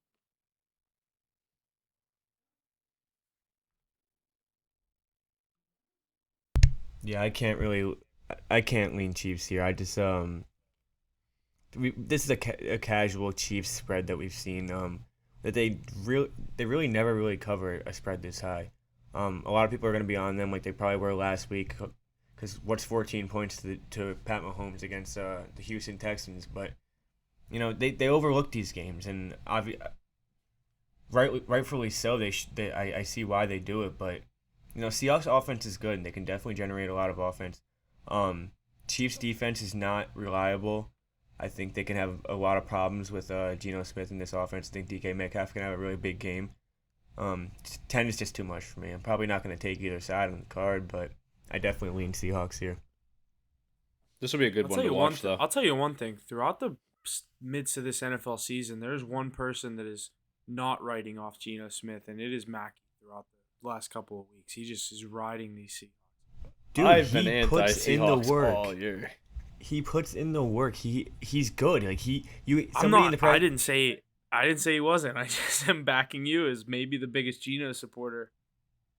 I didn't. And before the season, if you take clips from before the season, I was like, Geno Smith at quarterback for the Seahawks. Yeah, write this team off. But dude, I respect Dude, when him. I watch their, respect his I was game. gonna Like, say when I watch their games, I'm like, he gives them every chance to win. They have a really good running back in Kenneth Walker, DK Metcalf. He has the tools. I think it's more of the system. Yeah, they're still trying to play I like they have completely Russell see. I Wilson. completely disagree in this situation. I don't think it has anything to do with the system. This guy, dude, watch some of the plays this guy makes when he rolls out and makes confident throws on the run across his body. I've seen it's just some of the throws he's making. You don't even see like top 5 quarterbacks in the league make. Not saying don't jump the gun on that. I'm not saying he's top 5 quarterback in the league whatsoever. But he shows sparks of being someone that could have been a top 5 quarterback in the league. He has the athleticism to get there. And all he really needs is the confidence in his team to be confident in him. And this is not a good Seahawks team, and we've seen him take them to a 7-7 team or 7-7 record. He shows sparks of being the player he was drafted. Exactly, and I think he The still only- has. I still think he overachieved to begin the season. We're really starting to see the downfall of it with him not playing at that elite level as much the past few weeks. The second half of the season hasn't been too kind to him. Yeah, This is definitely gonna be a tough task. He's going into Kansas City, so he doesn't get 10 points. They need a win, so he doesn't. Yeah, get this 10 will be a good one to watch. I think it's gonna be competitive. Maybe not throughout, but definitely towards the end. Overall, I think that's going to be a pretty good matchup. Coming in that 1:00 game, 10 points is a ton, and I don't know. It's a tough game against two teams that I actually enjoy watching. Next up, we have the Atlanta Falcons at the Baltimore Ravens. The Ravens are the favorite here, -7.5 points. Their money line sitting at -330, and the over/under sitting at 35.5. No trends for me here. Ace, why don't you get us going here? The Falcons and the Ravens. Ravens at home, 7.5 points, just over a touchdown. What do you think is going to happen in this matchup? I hope that means Lamar Jackson's back. Yeah. Oh no, he is. Lamar Jackson's back this week, but still 7.5 against. I was gonna say pesky. I It's thought- really I it's thought that was because of Montgomery. Desmond Ridder, but they even held their own and scored points against a really good Saints defense. And this Ravens team that's really been like up in the air, almost in shambles without Lamar, but they're still in a good spot for the season and in the playoff hunt, and they should get right with Lamar. But I mean, he's had time off, and the team has been slacking. So what makes me think they can cover 7.5? Definitely can't trust Desmond Ridder to do the same. I'll take them money line in a parlay because I think the Ravens are just the better team, and Desmond Ridder on the road, tough matchup against a playoff team. But I'm staying away here. I got to see what Lamar looks like coming back from his first game. Not one of my favorite games in the week. Definitely won't see this on the card, but I do think the Ravens get the job done, get to double-digit wins on the season. Yeah, that's all I've got on this one. I'm gonna stay away on the card though. What do you think, Huff? Yeah, I couldn't agree more with the fact that I'm going to be staying away. I do lean Ravens, but kind of for the reason that I'm going to be staying away is kind of the same thing you said. The uncertainty. This team hasn't really been playing too good. I know they haven't had their franchise quarterback under center being Lamar Jackson. We get him back this week. We'll have to see what he looks like. But I'm going to stay away from this. I don't love a 7.5 point spread. Falcons are a pesky team. We don't know what Ritter could bring. If anything, I might lean Falcons, maybe a tease, get them up to like 13, 14 points. I think that would be pretty nice with this Falcons team if they've shown the ability to stay in games and cover the spread that they're given, let alone you give them an extra The 7 pesky to 10 points. Falcons. They hang in games, dude. They've been doing it all year. They've been a spread covering squad all year long. But and that's what scares me is because this Ravens team, they've been searching for the kind of obviously a tough divisional loss last week in Cleveland. They need a win here. They don't need it. They're obviously pretty much sitting good for the playoffs, but for the team mojo and for the vibes in Baltimore, I think they need a win here. I don't know. Tough spread here. Mackie, what are you thinking? Yeah, I think it's definitely a little too high of a spread for too many uncertainties with Lamar Jackson. You don't really know how he's going to come back. This offense has also not been the offense we've seen in the past few years. It's not as explosive, and kind of play more conservatively. And obviously, this defense is who they are. I like the under on this play. I think you have an inexperienced, unsure quarterback in Desmond Ridder who didn't look. I guess he didn't look awful last week. He kept him in the game, but he wasn't going to win that game. And you have a lot of uncertainties in how Lamar Jackson's going to be playing and how he's going to be feeling. And I think this offense is still trying to get comfortable with one steady quarterback. They've been all over the place all year. So, give me the under in this game. I don't even know what it's sitting at, but 36. Yeah, I don't see. I think that'll Another 30, a low 30 spread. And it's also going to be -2 degrees in Baltimore. So Nice. I could ride that, Mackie. The Ravens have been an unders team. What's a Falcons team total? Does anybody have that up right now? If there's 7.5 points, then it's probably like what, 12 13, 12, yeah. That's interesting. But yeah, this is Falcons. Too many question marks. Total 13.5. Yeah, there's way too many question marks on both sides for me to really touch this one. I guess the under isn't a terrible play here, but I really have to see how. I would lean Falcons teaser. Get them the 13 points. Yeah, 14.5. That'd be crazy. Yeah, under 41. Falcons under 42. tease it up. Falcons tease to 13, 14. Yep. No straight up this plays game. though. Weird lines by Vegas this week. Yeah, a lot of tough spreads this week. A lot of tough games to predict. But that's going to wrap up our 1 o'clock slate. Let's move into the 4 o'clock games here on Saturday. The first one we have is the Washington Commanders left hand up at the San Francisco 49ers. The 49ers are the favorite here at -7. Their money line sitting at -355, and the over-under sitting at 37.5. No trends for me here, but you can't go against the left hand up. Huff, you want to start us here? Yeah, I do. I am going to go against them. I do like the 49ers -7 here. I think this team is really good, especially at home, this defense. I don't know if Washington might score over or under 10 points in this game. I really like the 49ers here. I'm really buying the stock in Brock Purdy, and I really like what he's bringing to this team. Kind of a new look under the same offense that we've seen over the past couple of years where they just kind of plug a quarterback in. So many skill players all around the place, and a defense that just shuts the door 9 times out of 10. I'll take the 49ers -7. But like you said, can't go against the left hand up, but I am this week. Yeah, I feel like there is no spread too high for this Niners team right now. The hottest team in football. Brock Purdy is looking like like a veteran in this league right now. He's 3-0 as a starter, maybe 2-0, but he's played 3 magnificent games. Commanders are fighting for their life right now, so we might see a spark in them that we haven't seen yet. But Niners will not be in jeopardy of losing this game. I don't think. That defense is just absolutely incredible. They're by far the best defense in the league, and they're getting all the help on offense as well. So I really like this Niners team, especially to cover 7 points.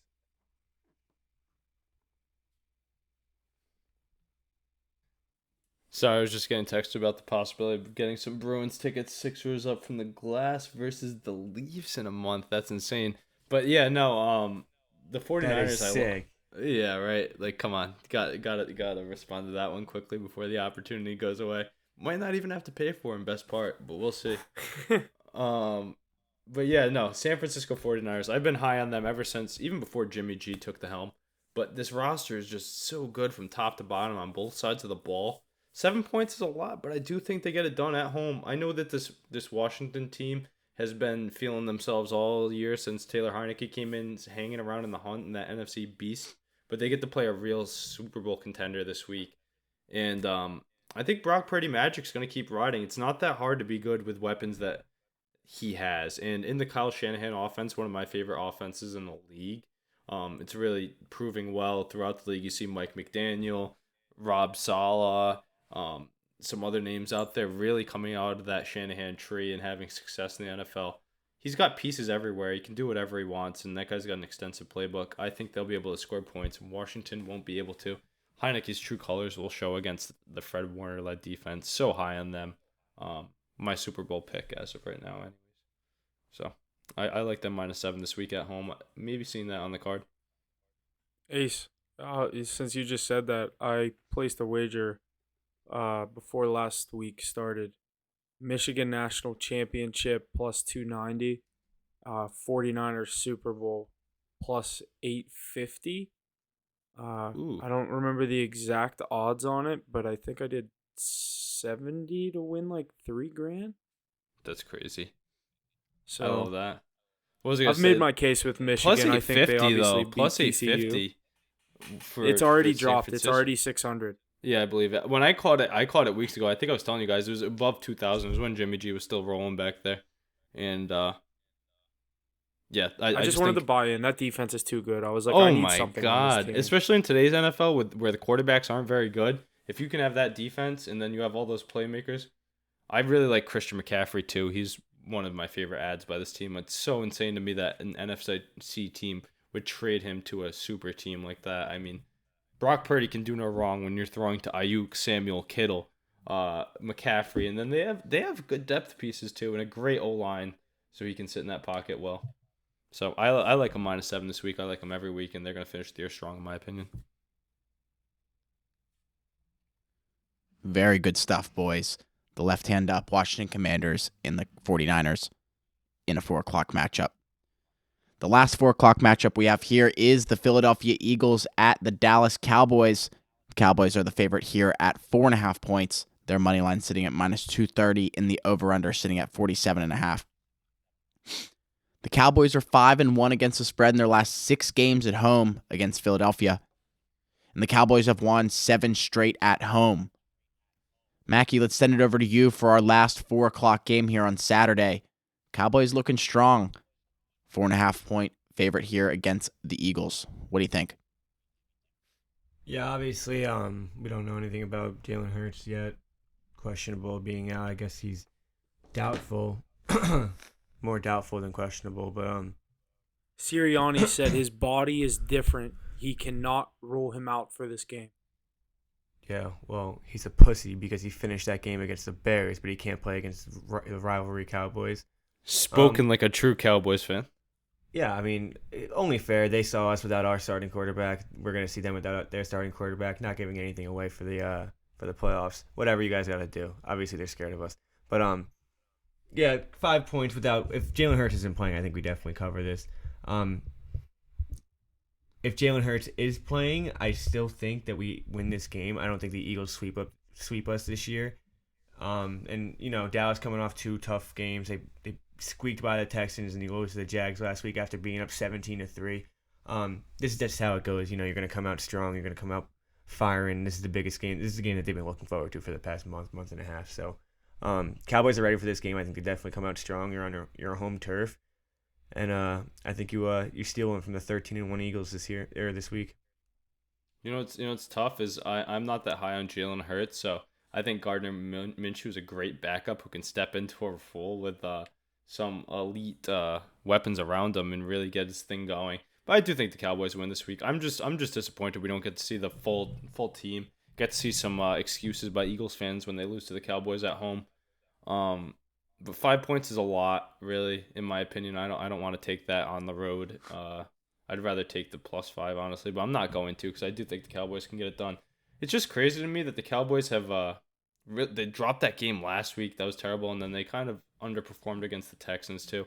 Their defense is their saving grace, but the offense needs to really get rolling. Obviously, the opposite last week, but yeah, I think it'll come together in a big game that they'll be up for. Maybe they overlooked the Jaguars last week. They had 2 trap games essentially, really leading up to this one, but they need the win more than the Eagles anyways.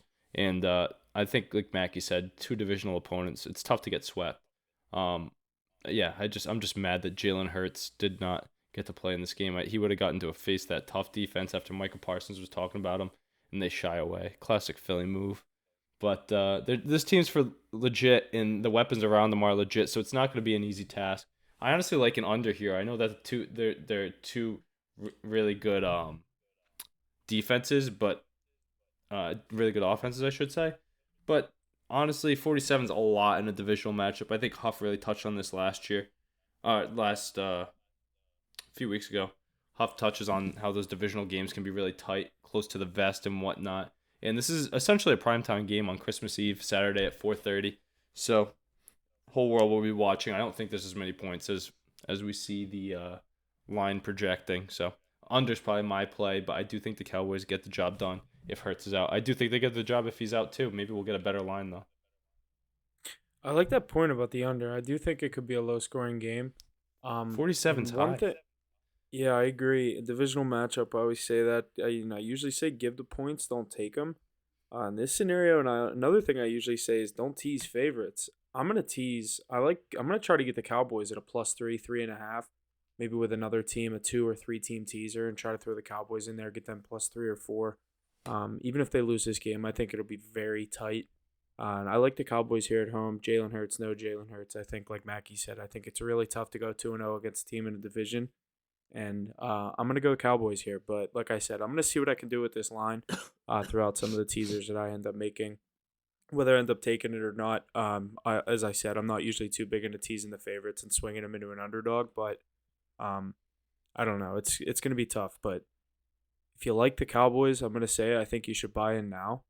Because if Jalen Hurts plays this game, I think we see a maybe 2-point spread or maybe 1.5, more of a pick'em kind of scenario. But I'm on the Cowboys, and like I said, I think I might tease it. So maybe wait and see what happens with Jalen Hurts. I might be able to get like a +6. Yeah, exactly. That's what I'm waiting for. You got to wait to see, but if we can get the Cowboys at less than -3, then I will be taking them. Yeah, For sure. Ezekiel I do Elliott's think really they come on. I do like Ezekiel the 4. I Elliott's- do like the 4.5, but I'd like to tease this thing. I think Yeah. that'd be a fun tease, just because this is a game I don't necessarily need a play on this, just because this is one of those ones I'd like to sit down and watch. I like your play on the under. I'm Under, thinking yeah. about that more and more. But the one thing though, maybe a first half under. I know you love that even more. So That could be Not- the Eagles. I don't think I've ever won one of those on the Eagles or the Cowboys. yeah, that's true. But these two matching up against each other, you know. That's what I mean. That'd be interesting. But Watch it hit because I just said that. Zeke's been really popping off lately too. But the emergence of Tony Pollard has been slowed up a bit the last few weeks. So I'm eager to see if they can actually get him going. Yeah, he has. You haven't really heard him much. Yeah, no, they maybe figure out the book on him. But Zeke's been popping off a bit. But yeah, this might be the best game of the Christmas Eve slate. So I'm excited to watch it.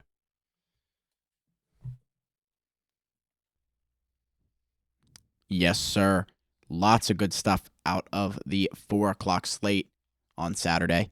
Let's move forward to the primetime game on Saturday, New Year's or Christmas Eve.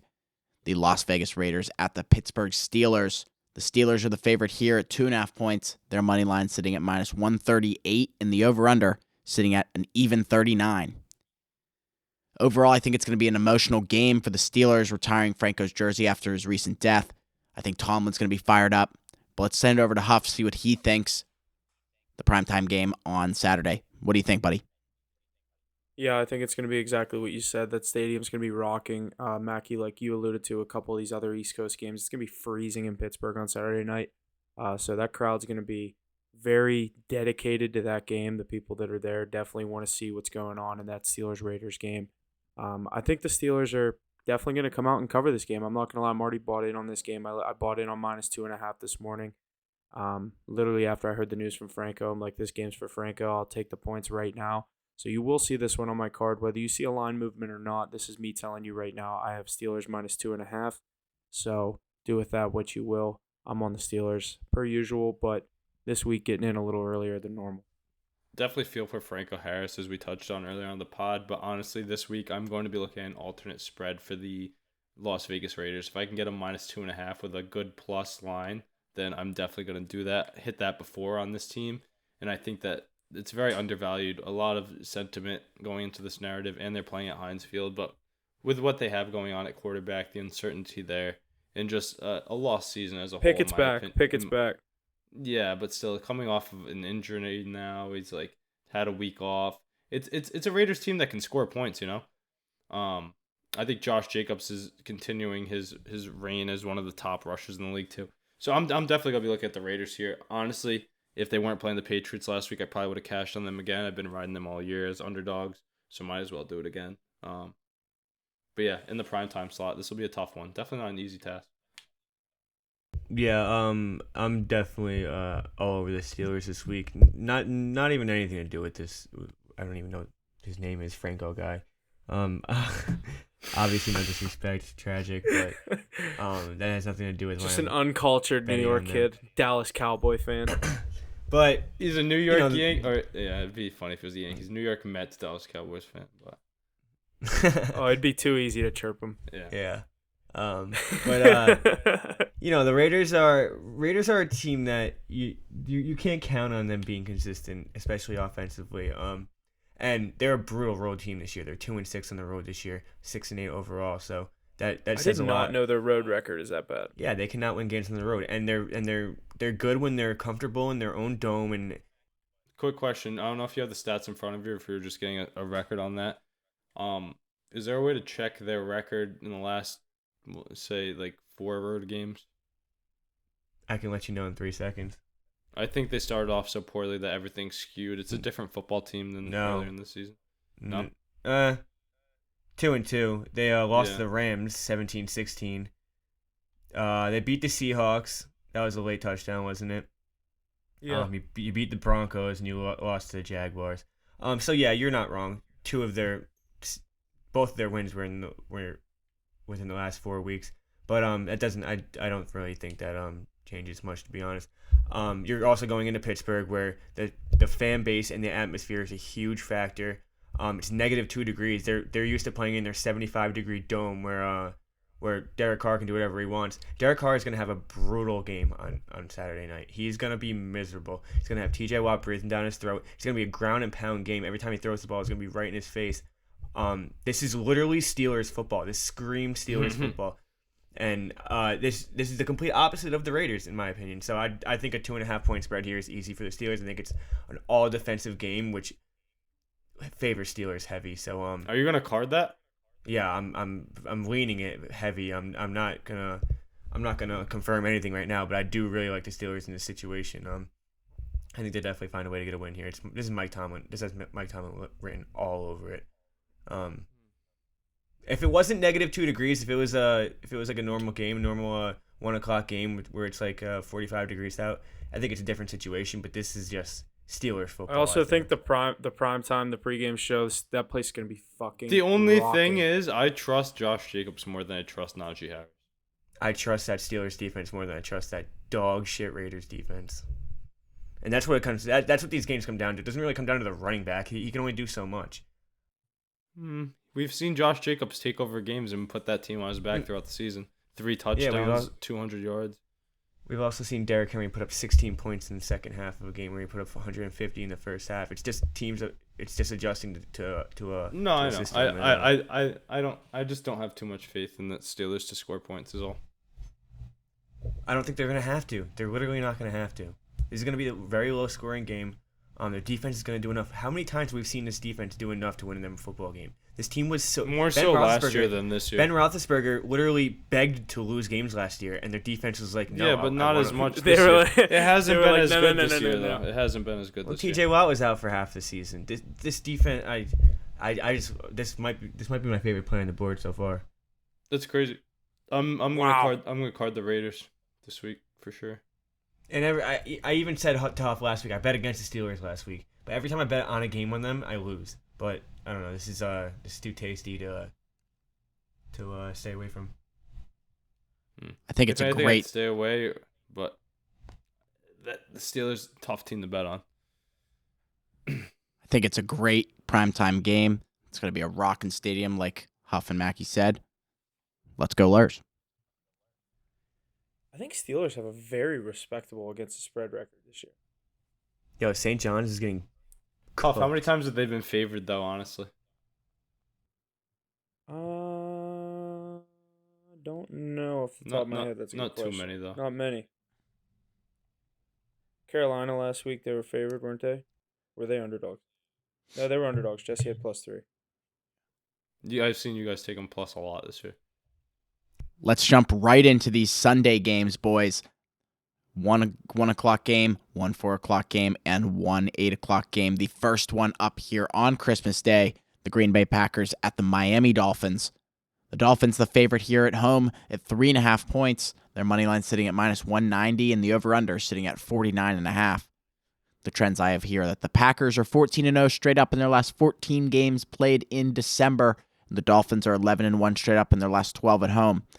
3.5 points here in the Dolphins' favor. Let's pass it over to Ace to get us going on this first Christmas Day game. I mean, I know it's a 1 o'clock game, but essentially another primetime game for Aaron Rodgers and this bad Green Bay Packers team. But they're quietly putting together a more respectable season, sitting at 6-8, kind of speaking themselves back into existence with the way that last playoff card spot sits with the wild card with 7 teams. But 4 points for the Dolphins, I love that. I mean, I've been high on the Dolphins all year. You might be seeing my Tyreek Hill prop come back out because he's really a stud. But yeah, I think going down to Miami is not an easy trip. Obviously, it's not the conditions they're worried about. It's just like a far trip. Staying out in Miami, a lot of teams struggle down there. And the way that they're playing football, high-flying offense, that's going to be tough for the Packers. They've been winning calculated games and whatnot. I do like an over here, sitting at 49.5. That's a lot, but I do think both teams can put up touchdowns. Both quarterbacks definitely going to throw over 1.5 if you like to look at those plays. But I think that the Dolphins team total might be something to look at in its own. Without Jair Alexander, didn't play last week, so I'm assuming he's out again this week on Christmas Day. Look for Tyreek Hill to have a day, I think, on Christmas. Fastest guy in the league, best receiver this season. So, yeah, definitely like the Dolphins -4. Love these home favorites. Not too much as they look to build on a playoff run for this year. Yeah, I don't know. Dolphins been trending in the wrong direction recently, and Aaron Rodgers, he's still looking at a playoff spot in his eyes. 6-8, they've been rolling pretty recently. They're on a 2-game win streak. That game against the Cowboys where they came back, I really think that was a spark for them. I think that they really got something going right there. Obviously they took care of business last week. 12-point game. They were never really in jeopardy. They went up 24-6 at one point. Kind of ran away with that game, but coming into Miami is going to be a little tough. I think Miami's a little more high-flying offense, and Packers defense has been a little shaky. I don't trust them against Jalen Waddle and Tyreek Hill with the way Tua's been throwing to them recently. But I don't know. This is a tough spread. 4 points is a lot when Aaron Rodgers is playing the way he is and things are going the way that they are for the Green Bay Packers. So I'm probably not going to have a play on this, but I do think the Dolphins find a way to win this game, get back on track, and hold their ground in that last playoff. I think they have the last playoff spot if I'm not wrong. Yeah, Mac, I couldn't agree with you more. One thing I would like to say though with the Packers recently, their success has come against some really bad teams. So let's not be surprised that Rodgers handled them, especially a lot at home too. And then the emergence of Christian Watson as a true wide receiver, and then now Romeo Doubs back. Their young guys are really getting their feet under them as the NFL season's gone along, and that's been paid dividends for Rodgers, really getting them involved. So that's why my play on the over would be something I'd look at, but I really do like the Dolphins and Tyreek to have a big week. Yeah, you're definitely not wrong about them playing bad teams, but momentum comes from winning. So you got some confidence in you, and the boys can play well. I still think Miami wins this game though. Yeah, I'm kind of with what Mackie said. I think the Packers are playing for a serious playoff spot. I mean, Rodgers knows what's at stake. He has to win out at this point. And I think the Packers have a fighting chance in this game against this Dolphins team that's kind of had a couple shaky losses in games over the past couple of weeks. I'm going to take the Packers with the 3.5 points. I think they could win this game outright because obviously Aaron Rodgers knows what's at stake, and I think this Packers team is clicking at the right time. I know this game's in South Beach. It's going to be tough for them to do it, but I'll take the points. I don't know if I'll end up taking this or not. I think Mackie, I think you said that same thing, but I'm leaning Packers for sure.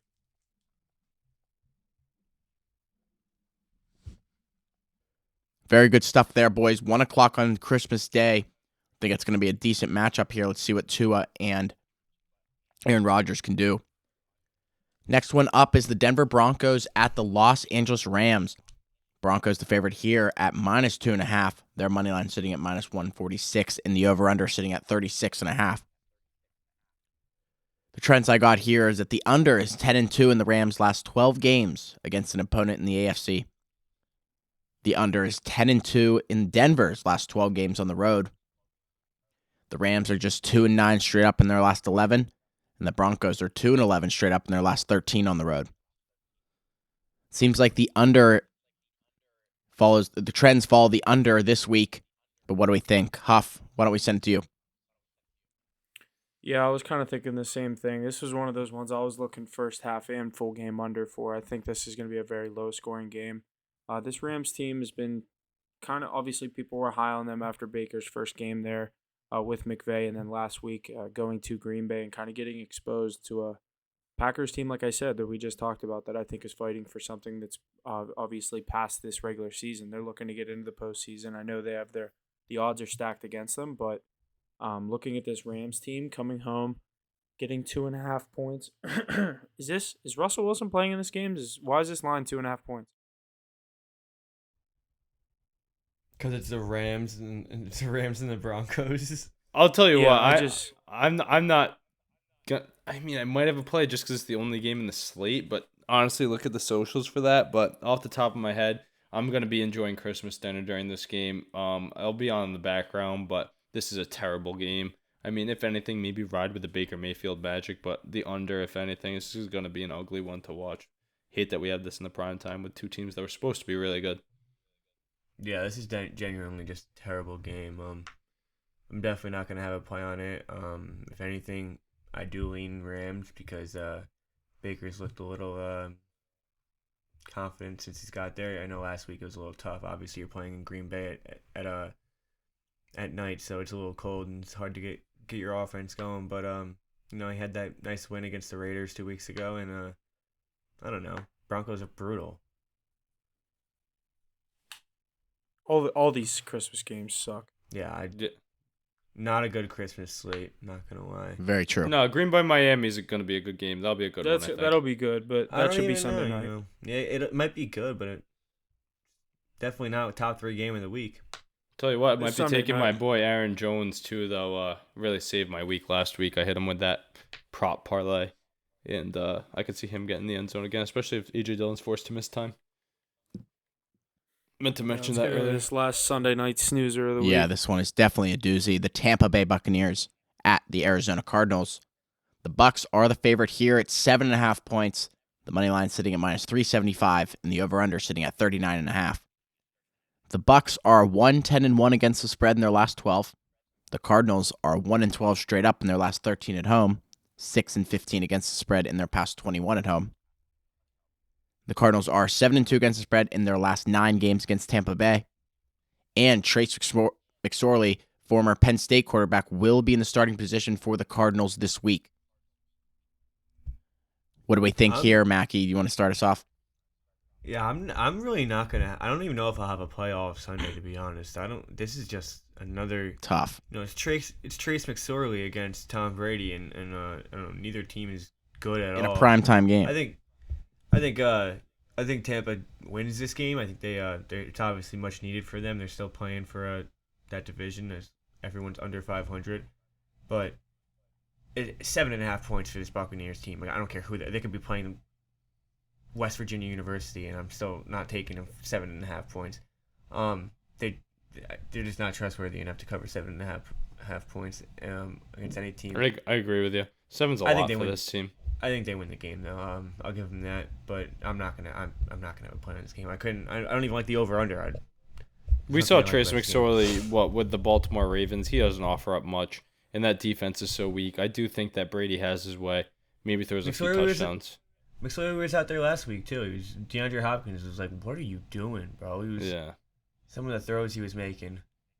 Yeah, if you really want to play on this game, just take the Bucs -7 and take your chances with it. But I don't think they're worth it. Brady touchdown pass prop on the over. I don't even trust that. No, but you want to know what's funny? You were saying it's a bad Sunday slate for Christmas. Think about these matchups coming into the year. Packers. Oh, Dolphins, dude, I remember looking at that'll this be slate. a good one. You see Rams and Broncos. That's a good game coming into the year. But nope. Divisional matchup. Defending champions. Not even divisional. Defending champions. Yeah, versus those are two hyped Russell up teams Wilson's coming into this team. season. And then Kyler Murray versus Tom Brady on Sunday Night Football. So they got it wrong, but what are you gonna do? We get a really good Saturday Christmas Eve slate when much more eyes will be on the football games. Yeah. Yeah, I don't really even have a play on this Sunday night game. Obviously, I don't know if I'll have anything, like you said, Mackie, on any of these Sunday games. My favorite play of Sunday is probably going to be the Packers with the points. Could I'm gonna tease have the stuff for Packers that up. Finns game for sure. I like that game a lot. We'll have to see what we can cook up closer to Sunday, but oh yeah, let's rip this Monday night game. I didn't even know there was a Monday night game this week. Yeah, final game on our slate, the Monday night primetime game, the Los Angeles Chargers at the Indianapolis Colts. The Chargers the favorite going into Indianapolis at 4.5 points. Their money line sitting at -215 and the over-under sitting at 45.5. The trends I have here are that the Chargers are 12-2 against the spread in their last 14 games in Indianapolis. The Colts are 2-9 straight up in their last 11 games played on a Monday, and the Colts are 10-4 against the spread in their last 14 games as an underdog. What do we think to nap it here? Huff, get us going on this final game, our Monday primetime game. I don't really like the spread on this game. One thing I do want to say is I think the Chargers have a serious chance to make a nice playoff run for themselves, and that's another team you can get really good odds on right now to win. If you think they have a chance to go far in the playoffs, I know their Super Bowl odds right now are like plus 2,200 or something crazy like that. So, and this is a team with a quarterback that has the ability to when they're rolling. I really like what this team offers. This week, primetime in Indianapolis, I'll take the -4. 4.5. I don't really know I think it's you said 4.5, but I don't love it, so don't know if I'm going to be taking this. Obviously, like I always say about these Monday night games, I could jump either way. It's so far in advance. But it's tough to fade this Chargers team right now. I had them last week. I like what's coming out of them right now, so looking to keep riding them. But like I said, we'll have to see what happens coming up closer to Sunday or Monday night. Mackie, how you feeling on this game? Yeah, I mean, I'm getting higher on the Chargers as they're getting more healthy. Obviously this team's Justin Herbert looks completely healthy. He looks like he was supposed to the entire season. This is the quarterback I was talking about, winning 13 games this year, and I thought that was actually a reasonable prediction if this team had stayed healthy. But they're obviously still not completely healthy, and I don't know. They squeaked one out against a pretty recently bad Titans team last week. Herbert did just about enough to win that game. He made a nice 35-yard pass downfield. It's like 20 seconds left, and Dicker the kicker just put one up through the uprights, and they win the game 17-14. And I think they'll find a way to win this game as well. This is another game where they take advantage of simply being the more athletic team, being the more skilled football team. And I don't know. It's a tough spread, 5 points. Close to the home team. Chargers still a lot of question marks, not as many as before, but I think 5 points is a little too much. I think the Chargers find a way to win this game, but I think it could be on the foot of Dicker the kicker yet again. Yeah, like Huff said, though, my play is not going to be coming out until Monday for this one after we enjoy the holiday festivities. But I'm happy to see Nick Foles getting a chance with this team. Really disappointing. No Jonathan Taylor either. But yeah, I've been liking the Herb riding. It's a good football team looking to get into the playoffs this year and make some noise. Everybody's firing on all cylinders there, so they should be able to cover 4 points. No official play yet from me, but I'm going to be leaning Chargers and Justin Herbert to have a good day through the air, as he usually does, to really get those Chargers into the playoff mix.